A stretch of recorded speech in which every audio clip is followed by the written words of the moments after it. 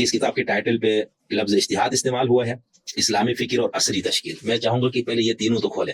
ایک اور چیز، علامہ اقبال نے بھی اپنے خطبے میں اس پہ بہت نوحہ لکھا، آپ نے بھی اس کو اس کتاب میں بھی اور باقی آپ کی گفتگو میں بھی، کہ اجتہاد نہیں ہوتا، اجتہاد کا دروازہ بند ہو گیا۔ تو واقعی میں بند ہوا ہے یا آپ لوگوں نے کوئی پہلے سر اس میں ابھی چونکہ ایک الگ رکھا ہے میں اس پہ سوال کروں گا، لیکن ابھی یہاں پر آپ نے کچھ مثالیں دی، ایک تو جدید ریاست اور سلطنت کا معیشت کا دیا، جی معیشت کا معیشت کا دیا، سیاست کا قانون پہ بھی آئی نہیں، اس پہ نہیں آیا، یا آپ نے کہا خواتین کا جیسے عورتوں کا پورا کو بن گیا۔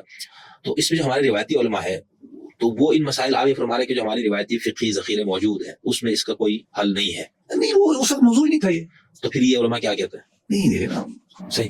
اچھا ہم غیر روایتی میں اگر آپ کے سامنے ایک مثال رکھوں، علامہ پرویز صاحب، ان کا کام تو ہے اوریجنل بھی ہے گفتگو میں بھی، اور یہاں پر آپ نے باقاعدہ لکھا ہے کہ اجتہاد کلی کی آپ بات، کلی اجتہاد کی ضرورت 525 صفحے پہ۔ اچھا اس کو ہم تو چونکہ ٹیکسٹ بک اور یہ تھوڑا بہت چیزیں پڑھ کے چیزیں سمجھنے کی کوشش کی تو ہم اس کو اپنے مدرسے یا اس اسلام کہتے ہیں اجتہاد مطلق والی بات، آپ اس کے دائی ہیں تک آ کر وہ جو 4 مذاہب سنیوں میں اسٹیبلش ہو گئے اور سب مسلمانوں اس کو قبول کر لیا۔ تو علامہ اقبال نے اپنے خطبے میں یہ لکھا ہے کہ ابن تیمیہ وہ شخص ہے جنہوں نے اس کے خلاف بغاوت کا اعلان کیا، اور ایک لحاظ سے میں اپنی اصطلاح استعمال کروں گا آپ سے معذرت، اپنی اصطلاح کی جو رائج ہے تو وہ اجتہاد مطلق کے دائی بن گئے، ٹھیک ہے نا۔ اچھا پھر ابن تیمیہ کے ماننے والے جب آتے ہیں تو ان کے یہاں بھی پھر وہی ہوا، ابن تیمیہ کا جب انہوں نے اجتہاد مطلق کے اصول خود بنائے براہ راست قرآن و سنت پہ انہوں نے، اور تو کلام میں، تصوف میں، ہر چیز میں ان کے وہ خیالات ہوئے، جس کی وجہ سے پھر ابن تیمیہ کے نام پہ اب تو عرب دنیا میں تیمیون کہا جاتا ہے، یا ہم سلفی لوگ جن کو کہا جاتا ہے، ان کے تو ایک نیا فرقہ بن گیا نا۔ اب جیسے کل آپ انشاءاللہ یہ کریں گے مجتہد مطلق آپ اجتہاد مطلق، جی انشاءاللہ، کیونکہ آپ کو تو فیلڈ ہے نا یہ، تو آپ اصول بھی اپنے بتائیں گے کہ یہ اصول ہے، اور ان اصولوں کی روشنی میں براہ راست قرآن و سنت سے اجتہاد کر رہا ہوں۔ تو بھائی جو میرے جیسے کم علم یا درمیانے درجے کے جو یا مطلب جو آپ سے نیچے علم میں ہوں گے وہ آپ کی تقلید کریں گے نا کہ بھائی ظفر اللہ صاحب نے یہ اصول، تو پھر آپ کے نام پہ گروہ بن گیا نا، میں اس مفہوم میں کہہ رہا ہوں۔ اچھا ایک تیسری مثال میرے پاس ہے، غامدی صاحب کو مجتہد مطلق آپ مانتے ہیں، اور انہوں نے تمام کلام میزان کر دیا، تو اس کے بعد ایک غامدیت بھی ہے نا، وہ لوگ پھر آج کل ان کی پوسٹیں لگاتے ہیں، جی نماز پڑھ رہے ہیں، وہ سامان لے کے جا رہے ہیں، وہ کلٹ تو بنا رہے ہیں، حالانکہ ان کا اپنا مزاج نہیں ہے، میں ان کو بہت زیادہ جانتا ہوں، ان کے جو نئے مریدین آ رہے ہیں نا جو مسجد منظر سے ہیں، ان کا کلٹ بنا رہے ہیں۔ نہیں تو مذہبی وہ کر کہے آپ کچھ، لیکن مکتب فکر میں تو کہہ رہا ہوں ہے تو یہ اچھا ہے نا، بہت اچھا۔ میں تو ان کو استاد بھی، استاد ان دا سینس کے میرے تو سول سروس اکیڈمی میں 1 سال باقاعدہ استاد رہے۔ تو سر یہ اب یہی یعنی جب مجتہد مطلق ہم نے بات کی، اس کے بعد ہم نے یہ دیکھا کہ شیخ الاسلام ابن تیمیہ سے پہلے جو کچھ ہوا تھا لوگوں نے بند کر دیا دروازہ، انہوں نے دوبارہ کھولنے کی بات کی، ان کے نام پہ مکتب بن گیا۔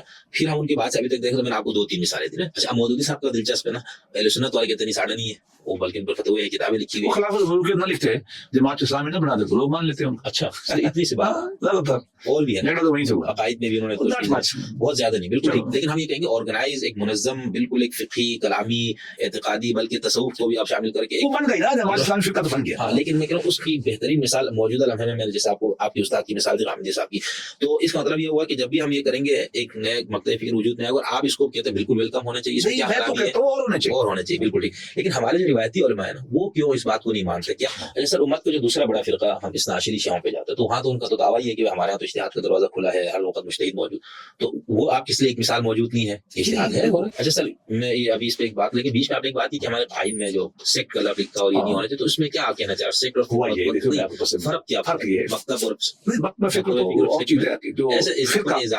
جو لفظ فرقہ میں اور مکتب فکر میں فرق ہے، اس کے اندر یہ ابھی آخر جو میرا سوال تھا کہ شیعہ میں اجتہاد تھا، اس میں میرے خیال میں اس معاملے میں سنی ابھی بہتر، وہ کہتے ہیں آپ یہ فرما رہے ہیں، آپ کی بات سے یہ ہوا کہ اور میں خود یہ سوچتا لیکن مجھے ہمت نہیں ہوتی میں نے کہ اس طرح، لیکن آپ اتنے بڑے قانونی دماغ سے بات ہوئی کہ ہم یہ کہیں گے کہ وہاں پر بھی اجتہاد مطلق اس اپنے اصلی مفہوم میں نہیں ہے، تو سنی پھر بھی بہتر ہے، شاہ ولی اللہ ان کے ہاں آ گیا ہے، نہیں وہ ہمیں ایسی کوئی نہیں ہے، لیکن میں کہہ رہا ہوں انہوں نے اصولی اخباری کا جھگڑا کیا، اور اصولی بہتر تھے سلسلے میں، میری رائے میں صاحب اصول پہ چل سکتے تھے، اخباری غلبہ ہو گیا، اخباری کیا اختیار کریں؟ کہ آپ نے یہ جو مساجد شریعہ پہ بہت اہم بات کی اور ہمیں الجھن رہتی تھی، لیکن آپ چونکہ طالب علم ہے نا تو اس طرح آپ نے ماشاءاللہ سے اس کو بہت کھول کے بیان کیا، بہت مزہ آیا اور یہ واضح ہوا۔ ایک چیز سر زمینی مجھے بتائیں، اہل تشیع کہ ہاں وہ قرآن سنت عقل اور عقل لاتے ہیں، تو وہ اس کو آپ کس نظر سے کیا مراد ہے؟ عقل قیاس ہی تو ہے نا، نہیں وہ کہتے ہیں قیاس میں تو یہ ہے کہ موجود ہو آپ کے نص میں پہلے حکم ہے، اس میں علت مشترکہ کی بنیاد پہ، وہاں پر تو یہ کہ نص ہی نہیں ہے تو عقل ان اٹ سیلف وہ کہتے ہیں کہ ایسا نہیں ہے۔ السلام علیکم سر۔ وعلیکم السلام ورحمۃ اللہ۔ سر تصوف پہ ہم نے آپ سے کچھ گفتگو ریکارڈ کی، تو اس کے بعد چونکہ آپ کی ایک اور ضخیم کتاب تھی اور جدید مسلم لٹریچر میں یہ ایک بہت خاطر خواہ اضافہ ہے، اور بہت ہی محنت سے اور بہت مشقت اور سے آپ نے اس کتاب کو تحریر فرمایا ہے، اور بالکل تحقیقی کتاب، اور حوالے جات اور کتابیات وغیرہ سارے آپ نے تینوں زبانوں سے میرے خیال سے استفادہ کیا، اور یہ تقریباً کل جو صفحے آپ کی کتاب کی ہے، یہاں پر جو دوسری اشاعت آپ کی ہے یہ 576، پہلے یہ اسلامک یونیورسٹی کے ایک ذیلی ادارے سے چھپی تھی، اور اب یہ مشتاق کارنر سے. تو آپ کی کتاب ہے ایسے دکھا جی میں تو خود وہ کرنے کے لیے تو یہ ہے اجتہاد اسلامی فکر کی عصری تشکیل، ظفر اللہ خان صاحب. تو سر چونکہ آپ کا تعلق، جیسے ہم نے پہلے بھی اپنے تو لوگ تو سب آپ کو جانتے ہیں، میں تعارف میں نہیں کہہ رہا ہوں، اپنے اس کے لیے کہ آپ کا تعلق تصوف سے بھی ہے اور قانون اور فقہ سے بھی ہے، اور یہ جو اشتراک ہے نا یہ ان دونوں کا، یہ میرے خیال سے بالکل منفرد ہے، اور امام مالک کی طرف منسوب قول کی ایک بالکل عملی تصویر کہ جس نے ان دونوں کو جمع کیا فقط تحقق.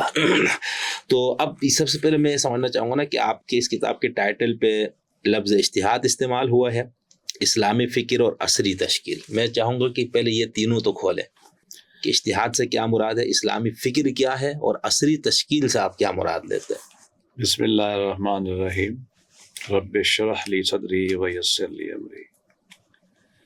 بنیادی طور پہ ہم اجتہاد کو اس معنی میں لیتے ہیں جس سے مراد دین کی تفہیم ہو، نہ کہ ہم اس کو فقہی معنی میں لیتے ہیں.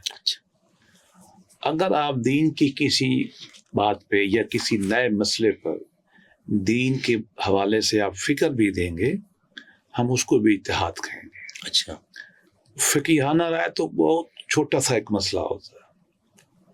علامہ اقبال نے جو لیکچر لکھے تھے ریکنسٹرکشن آف ریلیجیس تھاٹ، کہ مذہبی افکار کی فکر کی تشکیل جدید، یہ کہہ سکتے ہیں کہ اسی کی تناظر میں اس کا اگلا سٹیپ ہے.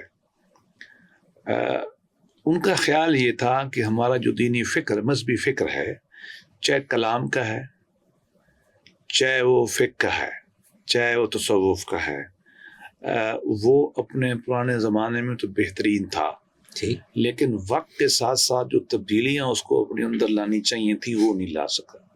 اس کو عہد حاضر تک لے آنا ہے.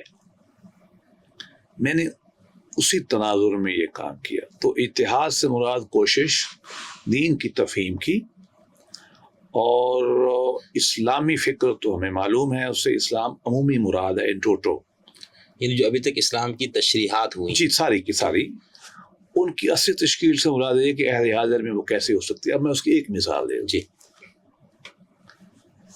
ریاست ہو سکتی ہے یا نہیں، پاکستان الگ ملک بن سکتا ہے، یا جو پرانے زمانے میں ایک امپائر ہوتی تھی، ایک سلطنت ہوتی تھی، وہی رہے. اب بات یہ ہے کہ ارلی اسلام میں تو سلطنت تھی، اب سلطنتوں کا زمانہ ہی نہیں ہے. جی ٹھیک، اب تو قومی ریاستوں کا زمانہ ہے. دنیا نے مان لیا، آپ چاہیں بھی صحیح تو آپ نہیں کر سکتے. ہاں، ایک جنگ کرنے کے بعد آپ سلطنت بنا سکتے ہیں، وہ تو جنگ ہو نہیں سکتی. اب دیکھنا پڑے گا کہ اسلامی فکر جو ہے سیاسی، وہ قومی ریاست کو کیسے لیتی ہے، لہذا اس کا بھی چیپٹر ہے. تو اس طرح مطلب تعارفی طور پر یہ کہہ سکتے ہیں کہ عہد حاضر کے جو مسائل ہیں عملی اور فکری، ہماری اپنی روایت کو جب ہم اپلائی کریں گے تو اس کی کیا شکل نکلے گی، اپنی روایت کو جب ہم اپلائی کریں گے. یہ میں یاد بوجھ کے کہہ رہا ہوں، کوئی نئی باتیں کچھ لوگوں نے کی ہیں، میں اس طرف نہیں جاتا. اچھا ٹھیک، اپنی روایت کو استعمال کرتے ہوئے عہد حاضر میں کیا شکل نکلے گی، اس کو میں کہتا ہوں کہ فکر اسلامی کی عصری تشکیل. واہ ٹھیک. اچھا سر، ایک اور چیز، علامہ اقبال نے بھی اپنے خطبے میں اس پہ بہت نوحہ لکھا، آپ نے بھی اس کو اس کتاب میں بھی اور باقی آپ کی گفتگو میں بھی، کہ اجتہاد نہیں ہوتا، اجتہاد کا دروازہ بند ہو گیا. تو واقعی میں بند ہوا ہے یا آپ لوگوں نے کوئی، دیکھیے کہہ بھی سکتے ہیں، نہیں بھی کہہ سکتے. یہ اصل میں ڈیپینڈ کرتا ہے کہ اتحاد کی آپ تعریف کیا کرتے ہیں. جی، عام آدمی فقہی تعبیرات کو یا نئے مسائل کے اوپر رائے کو اتحاد کہتا ہے. میں تو یہ کہہ نہیں رہا. جی آپ نے تو میں تو دین کی نئی تفہیم کو کہہ رہا ہوں. اب ہم اس تناظر، اس تعریف کی روشنی میں آپ دیکھیں نا، تو اتحاد کا دروازہ بند ہوا ہے یا نہیں ہوا. دیکھیے بہت سارے معاملات میں ہم نے چشم پوشی کی ہے. جیسے میں نے آپ کو بتایا کہ مسلم ریاست جو ہے وہ بن سکتی ہے کہ نہیں.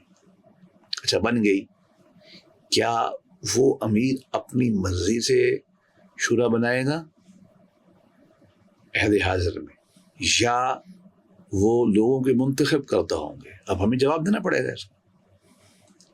اب ایک ریاست بن گئی، جدید ریاست تو اصول برابری پہ قائم ہوتی ہے، تو کیا آپ جزیہ لیں گے؟ اچھا، کیا ان کو پیلے کپڑے پہنائیں گے؟ تو سادہ لفظوں میں اقلیتوں کے کیا حقوق ہوں گے؟ ان کے چرچ کی ریپیئر کرے گی اسٹیٹ یا گرا دے گی ان کو؟ عہد حاضر میں خواتین نے ایک لمبی جدوجہد کے بعد اپنے حقوق کے بارے میں ایک بیانیہ بنا لیا ہے اور عمل کر کے دکھا دیا ہے۔ اب ہمیں بھی دیکھنا پڑے گا کہ ہم نے اس روایت کو کیسے لینا ہے۔ ہمارے مسلمان غیر ملکوں میں رہتے ہیں اور وہ کہتے ہیں کہ ہم اسلام وہاں نافذ کریں گے، کیا ان کو وہاں بھی اسلام نافذ کرنا ہے یا ان کو وہاں کے قانون کو ماننا ہے؟ یہ بہت اہم مسئلہ ہے۔ اس چیپٹر اس طرح کا اس پہ ہوگا۔ جہاد کیا قتال ہے یا جہاد ایک بڑی چیز ہے اور قتال اس کا ایک حصہ ہے؟ اب یہ فکری مغالطہ ہے نا، ایسا ہی ہے۔ اس طرح کی جو چیزیں ہیں ان کے بارے میں میرا اپنا خیال یہ ہے کہ روایتی دینی فکر نے اتحاد نہیں کیا، اکا دکا لوگوں نے کیا، جن کو عمومی دینی روایتی کلاسیکل ٹریڈیشن نے قبول ہی نہیں کیا۔ مثلا ہندوستان میں اگر آپ آ جائیں، جدید عہد میں اقبال نے کچھ کام کیا، اس پہ مکس ریئیکشن۔ صاحب ان کا کام شاعری میں تھا تو وہ اس طرح ہوتا بھی نہیں ہے وضاحت کے ساتھ۔ لیکچر ان کے انگریزی میں تھے، اس پہ بڑا تنقید کی گئی۔ پولیٹیکل سائنس میں میجر کام کیا مولانا مودودی نے، امت نے قبول تو نہیں کیا مذہبی روایتی فکر نے۔ فضل الرحمان نے میجر کام کیا، اچھا، ہمارے لوگوں نے قبول ہی نہیں کیا۔ علامہ محمود اسد نے کیا، وہ کسی نے پڑھا ہی نہیں، یا اس کو بھی ملک سے نکال دیا گیا۔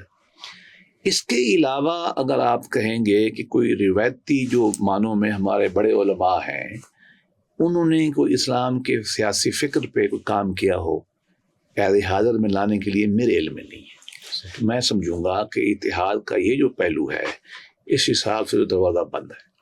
ٹھیک اسی طریقے سے معیشت میں بھی بڑی فیبل، چھوٹی، کمزور سی کوشش ہوئی، اس میں بھی زیادہ ماڈرن لوگ تھے، فضل خورشید تھا، مطلب اس طرح کے لوگ، شاہ عمر چھاپرا تھے، اس طرح کے نجات اللہ صدیقی تھے، انہوں نے کام کیا۔ روایتی لوگوں میں ہمارے، اچھا مودودی صاحب کو تو مانتے نہیں، وہ تو ماڈرن چلے گئے۔ اچھا روایتی لوگوں میں عہد حاضر میں کراچی کے کچھ علماء نے کام کیا تھا، کہ عثمانی صاحب وغیرہ نے یا ان کے بچوں نے۔ اچھا وہ کام ایک بنیادی نوعیت کا ہے، وہ علمی کام نہیں ہے۔ اچھا، ہاں، وہ انٹروڈکٹری نوعیت کا کام ہے۔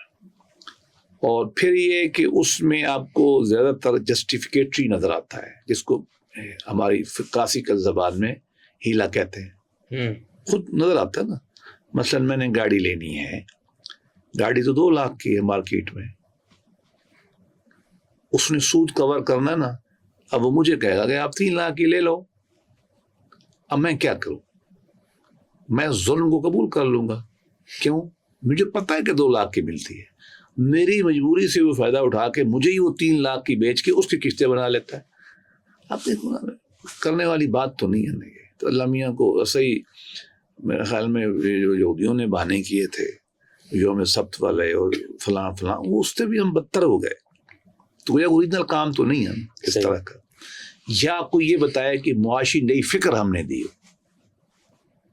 ایسا تو کہہ سکتا ہے نا جی، غلط یا صحیح الگ بحث ہے۔ ایڈم سمتھ کوئی ہے ہمارا، کوئی ہمارا کارل مارکس ہے، ہمارا لارڈ ملنٹ کینز ہے، ہمارے جو امرتا آج کل امرتسن چل رہے ہیں جو کیمبرج کے اور ہندوستانی جو ہیں، مجھے بتائیے، یا جو ابھی نوبل پرائز جن لوگ جو نئی تھیوریاں پیش کرتے ہیں اکنامکس میں، انسانی معاشرے کا مطالعہ کر کے وہ بتاتے ہیں کہ یہ معاشرہ ہے، ہمارے یہاں کیا ہے؟ ہمارے تو نہیں ہے۔ تو ہم اس سینس میں لیتے ہیں ٹھیک کہ کسی بھی جو زندگی کا پہلو ہے، معاشی، سیاسی، سماجی، ایمان روحانی، ہم نے نہیں دیکھا ہے کہ اس میں اسلامی فکر کی اثری تشکیل کر کے ہمارے یہاں کسی نے دی جائے۔ اب پولیٹیکل سائنس میں ہم جائیں گے تو پہلی کتاب ہمیں کیا ملے گی؟ ماوردی کی، اس سے پہلے ملے گی آپ کو فارابی کی، اب پتہ نہیں آگے پیچھے ہوگا نظام ملک، اس کی مل جائے گی، ٹھیک ہے نا جی، پھر آپ کو کئی سو سال نہیں ملے گا، اور پھر کوئی الگ کتاب نہیں ملے گی. ہاں کچھ پولیٹیکل ڈاکٹرن ڈیبیٹ شاہ صاحب نے کی، شاہ ولی اللہ نے، لیکن آپ اس کو پولیٹیکل سائنس تو نہیں کہہ سکتے. صحیح. آپ مجھے بتائیے کیا کسی نے لکھا ہے کوئی سی کتاب جو ہم بتا سکیں؟ اس کے مقابلے میں آپ دیکھیں ہابس کی لیویتھیان دیکھ لیں، روسو کی آپ جو ہے سوشل کانٹریکٹ دیکھ لیں، اس حساب سے آپ جان لاک کی ریپرزینٹیٹیو گورنمنٹ دیکھ لیں، امریکن کانسٹیٹیوشن دیکھ لیں، آپ اس حساب سے یہ جو ہے برٹش کانسٹیٹیوشن دیکھ لیں، ان کے تھیرس دیکھ لیں، آخری تو لارڈ ہیرلڈ لاسکی وغیرہ جو تھے. ہمارے تو کوئی نہیں ہے سر.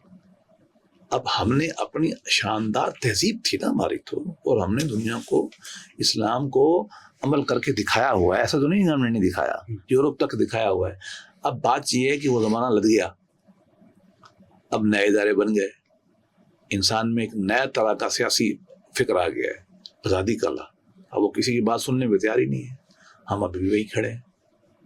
ہمارا کیا ہے، آپس میں بیٹھے ہیں، اگر عام آدمی سے پوچھیں جو اس نے سن رکھا ہے اپنے دینی فکر کے لوگوں سے، بس ایسا خلیفہ ہوگا 17 پیوند لگے ہوں گے، زمین پہ بیٹھا ہوگا، گدھے پہ سفاری کر کے آئے گا، ہر گلی چوک میں ہاتھ کاٹنے کے آرے ہوں گے. ٹھیک، جو بولے گا سب تن سے جدا. جو ہندو عیسائی پھر رہے ہیں ان کے یلو کپڑے ہوں گے، ان کی خواتین پردہ بھی نہیں کر سکیں گی، اور ہم جائیں گے 7 ملک پہ حملہ کریں گے، لونیاں پکڑ کے لائیں گے، اور جو ہمارے یہاں رہے گا خراج دے گا. اور ہم نے دعویٰ کرنا ہے 7 والے ملک کو کہنا ہے اسلم تسلم، بچ جاؤ، اسلام پڑھ لو، ورنہ ہمارے میزائل چھوڑیں گے.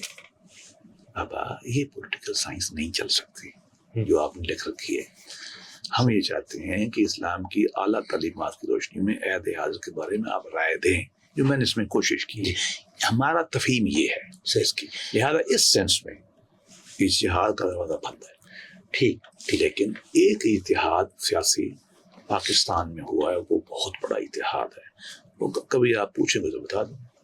ہاں وہ آگے میں پوچھوں گا جب یہ دستور اور اس سے متعلق. اس میں نے لکھا بھی ہے کہ ہمارے علماء نے بہت بڑا کام کیا ہے جو انسانی تاریخ میں نہیں کر سکا کوئی مذہبی عالم. ہمارے لوگوں نے کیا، تعریف بھی بنتی ہے نا ان کی. جی جی بالکل. ہر وقت تو نہیں نا ہمیں ان کو لٹ لے کے پڑھنا چاہیے. چلے سر، اس میں ابھی چونکہ ایک الگ رکھا ہے میں اس پہ سوال کروں گا، لیکن ابھی یہاں پر آپ نے کچھ مثالیں دی، ایک تو جدید ریاست اور سلطنت کا، اور معیشت کا دیا. جی، یا معیشت کا معیشت کا دیا، سیاست کا قانون پہ میں بھی آیا ہی نہیں، اس پہ نہیں آیا. یا آپ نے کہا خواتین کا، جیسے عورتوں کا پورا ایک وہ بن گیا. تو اس میں جو ہمارے روایتی علماء ہے تو وہ ان مسائل آپ یہ فرما رہے کہ جو ہماری روایتی فقہی ذخیرے موجود ہیں اس میں اس کا کوئی حل نہیں ہے. نہیں، وہ اس وقت موضوع ہی نہیں تھا یہ. تو پھر یہ علماء کیا کہتے ہیں؟ نہیں دیکھیں نا، آپ مجھے بتائیے، آخری جو پولیٹیکل سائنس کی کتاب آئی ہے اس کو تو 600-800 سال ہو گئے. جی، نہ اس وقت پارلیمنٹ تھی، نہ تحریری دستور تھا، نہ اقلیتوں کے حقوق کا مسئلہ اٹھا تھا، نہ اسٹیٹ کے ادارے الگ ہوئے تھے، عدلیہ انتظامیہ جو اب ہو گیا نا انسانی تاریخ میں، نہ بین الاقوامی تعلقات تھے، نہ جہاد پہ پابندی تھی. ٹھیک ہے نا جی، نہ مسلمان اقلیتوں میں رہتے تھے. ٹھیک، یہ تو مسائل تھے ہی نہیں نا. تو اب ان کا کیا گلہ کریں؟ ہم لوگ کوئی گلہ نہیں کرتے ان کا. انہوں نے اپنے زمانے میں بہترین لٹریچر بنایا. کام تو اقلوں کا تھا نا کہ قرآن و حدیث سے یا پرانے علماء کی روایت کو آگے بڑھاتے. جی، ہم نے وہ نہیں کیا. آپ مجھے خود بتا دیں نا، میں نے آپ کو بتایا ہے اسلامی دستور ایک اسٹیٹ سٹرکچر کیا ہوگا، مجھے بتائیں کس نے کتاب لکھی. میں تو ایک ہی جانتا ہوں پاکستان میں اسلامی ریاست مودودی صاحب. ٹھیک ہے، ہمیں تو اس پہ بھی پرابلمز آئیں، لیکن مجھے کوئی کتاب تو بتاؤ نا. میں نے تو نہیں دیکھی. مجھے اسلامک نام سے بتاؤ نا کتاب جو مارکس کے مقابلے کی ہو، 10 کیپٹل کے مقابلے میں. وہ چھوڑو یار، کیمبرج مینسفیکٹو اتنا تھا، اس کے مقابلے کتاب تو کوئی دکھا دو. سوشل کانٹریکٹ کوئی دکھا دو کسی نے لکھا ہے.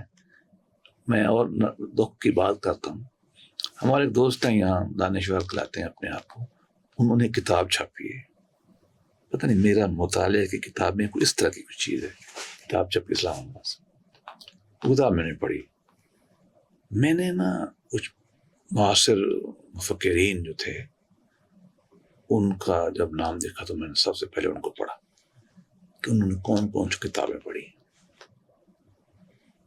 جو روایتی طرز سے علماء تھے اور بڑے جید علماء جن کو میں بھی احترام کرتا ہوں اپنے فیلڈ میں، مطلب آج کل امام شمار ہوتے ہیں، ہمیں بھی کوئی مسئلہ پوچھنا ہو تو ہم ان سے پوچھ لیتے ہیں، رہنمائی لیتے ہیں.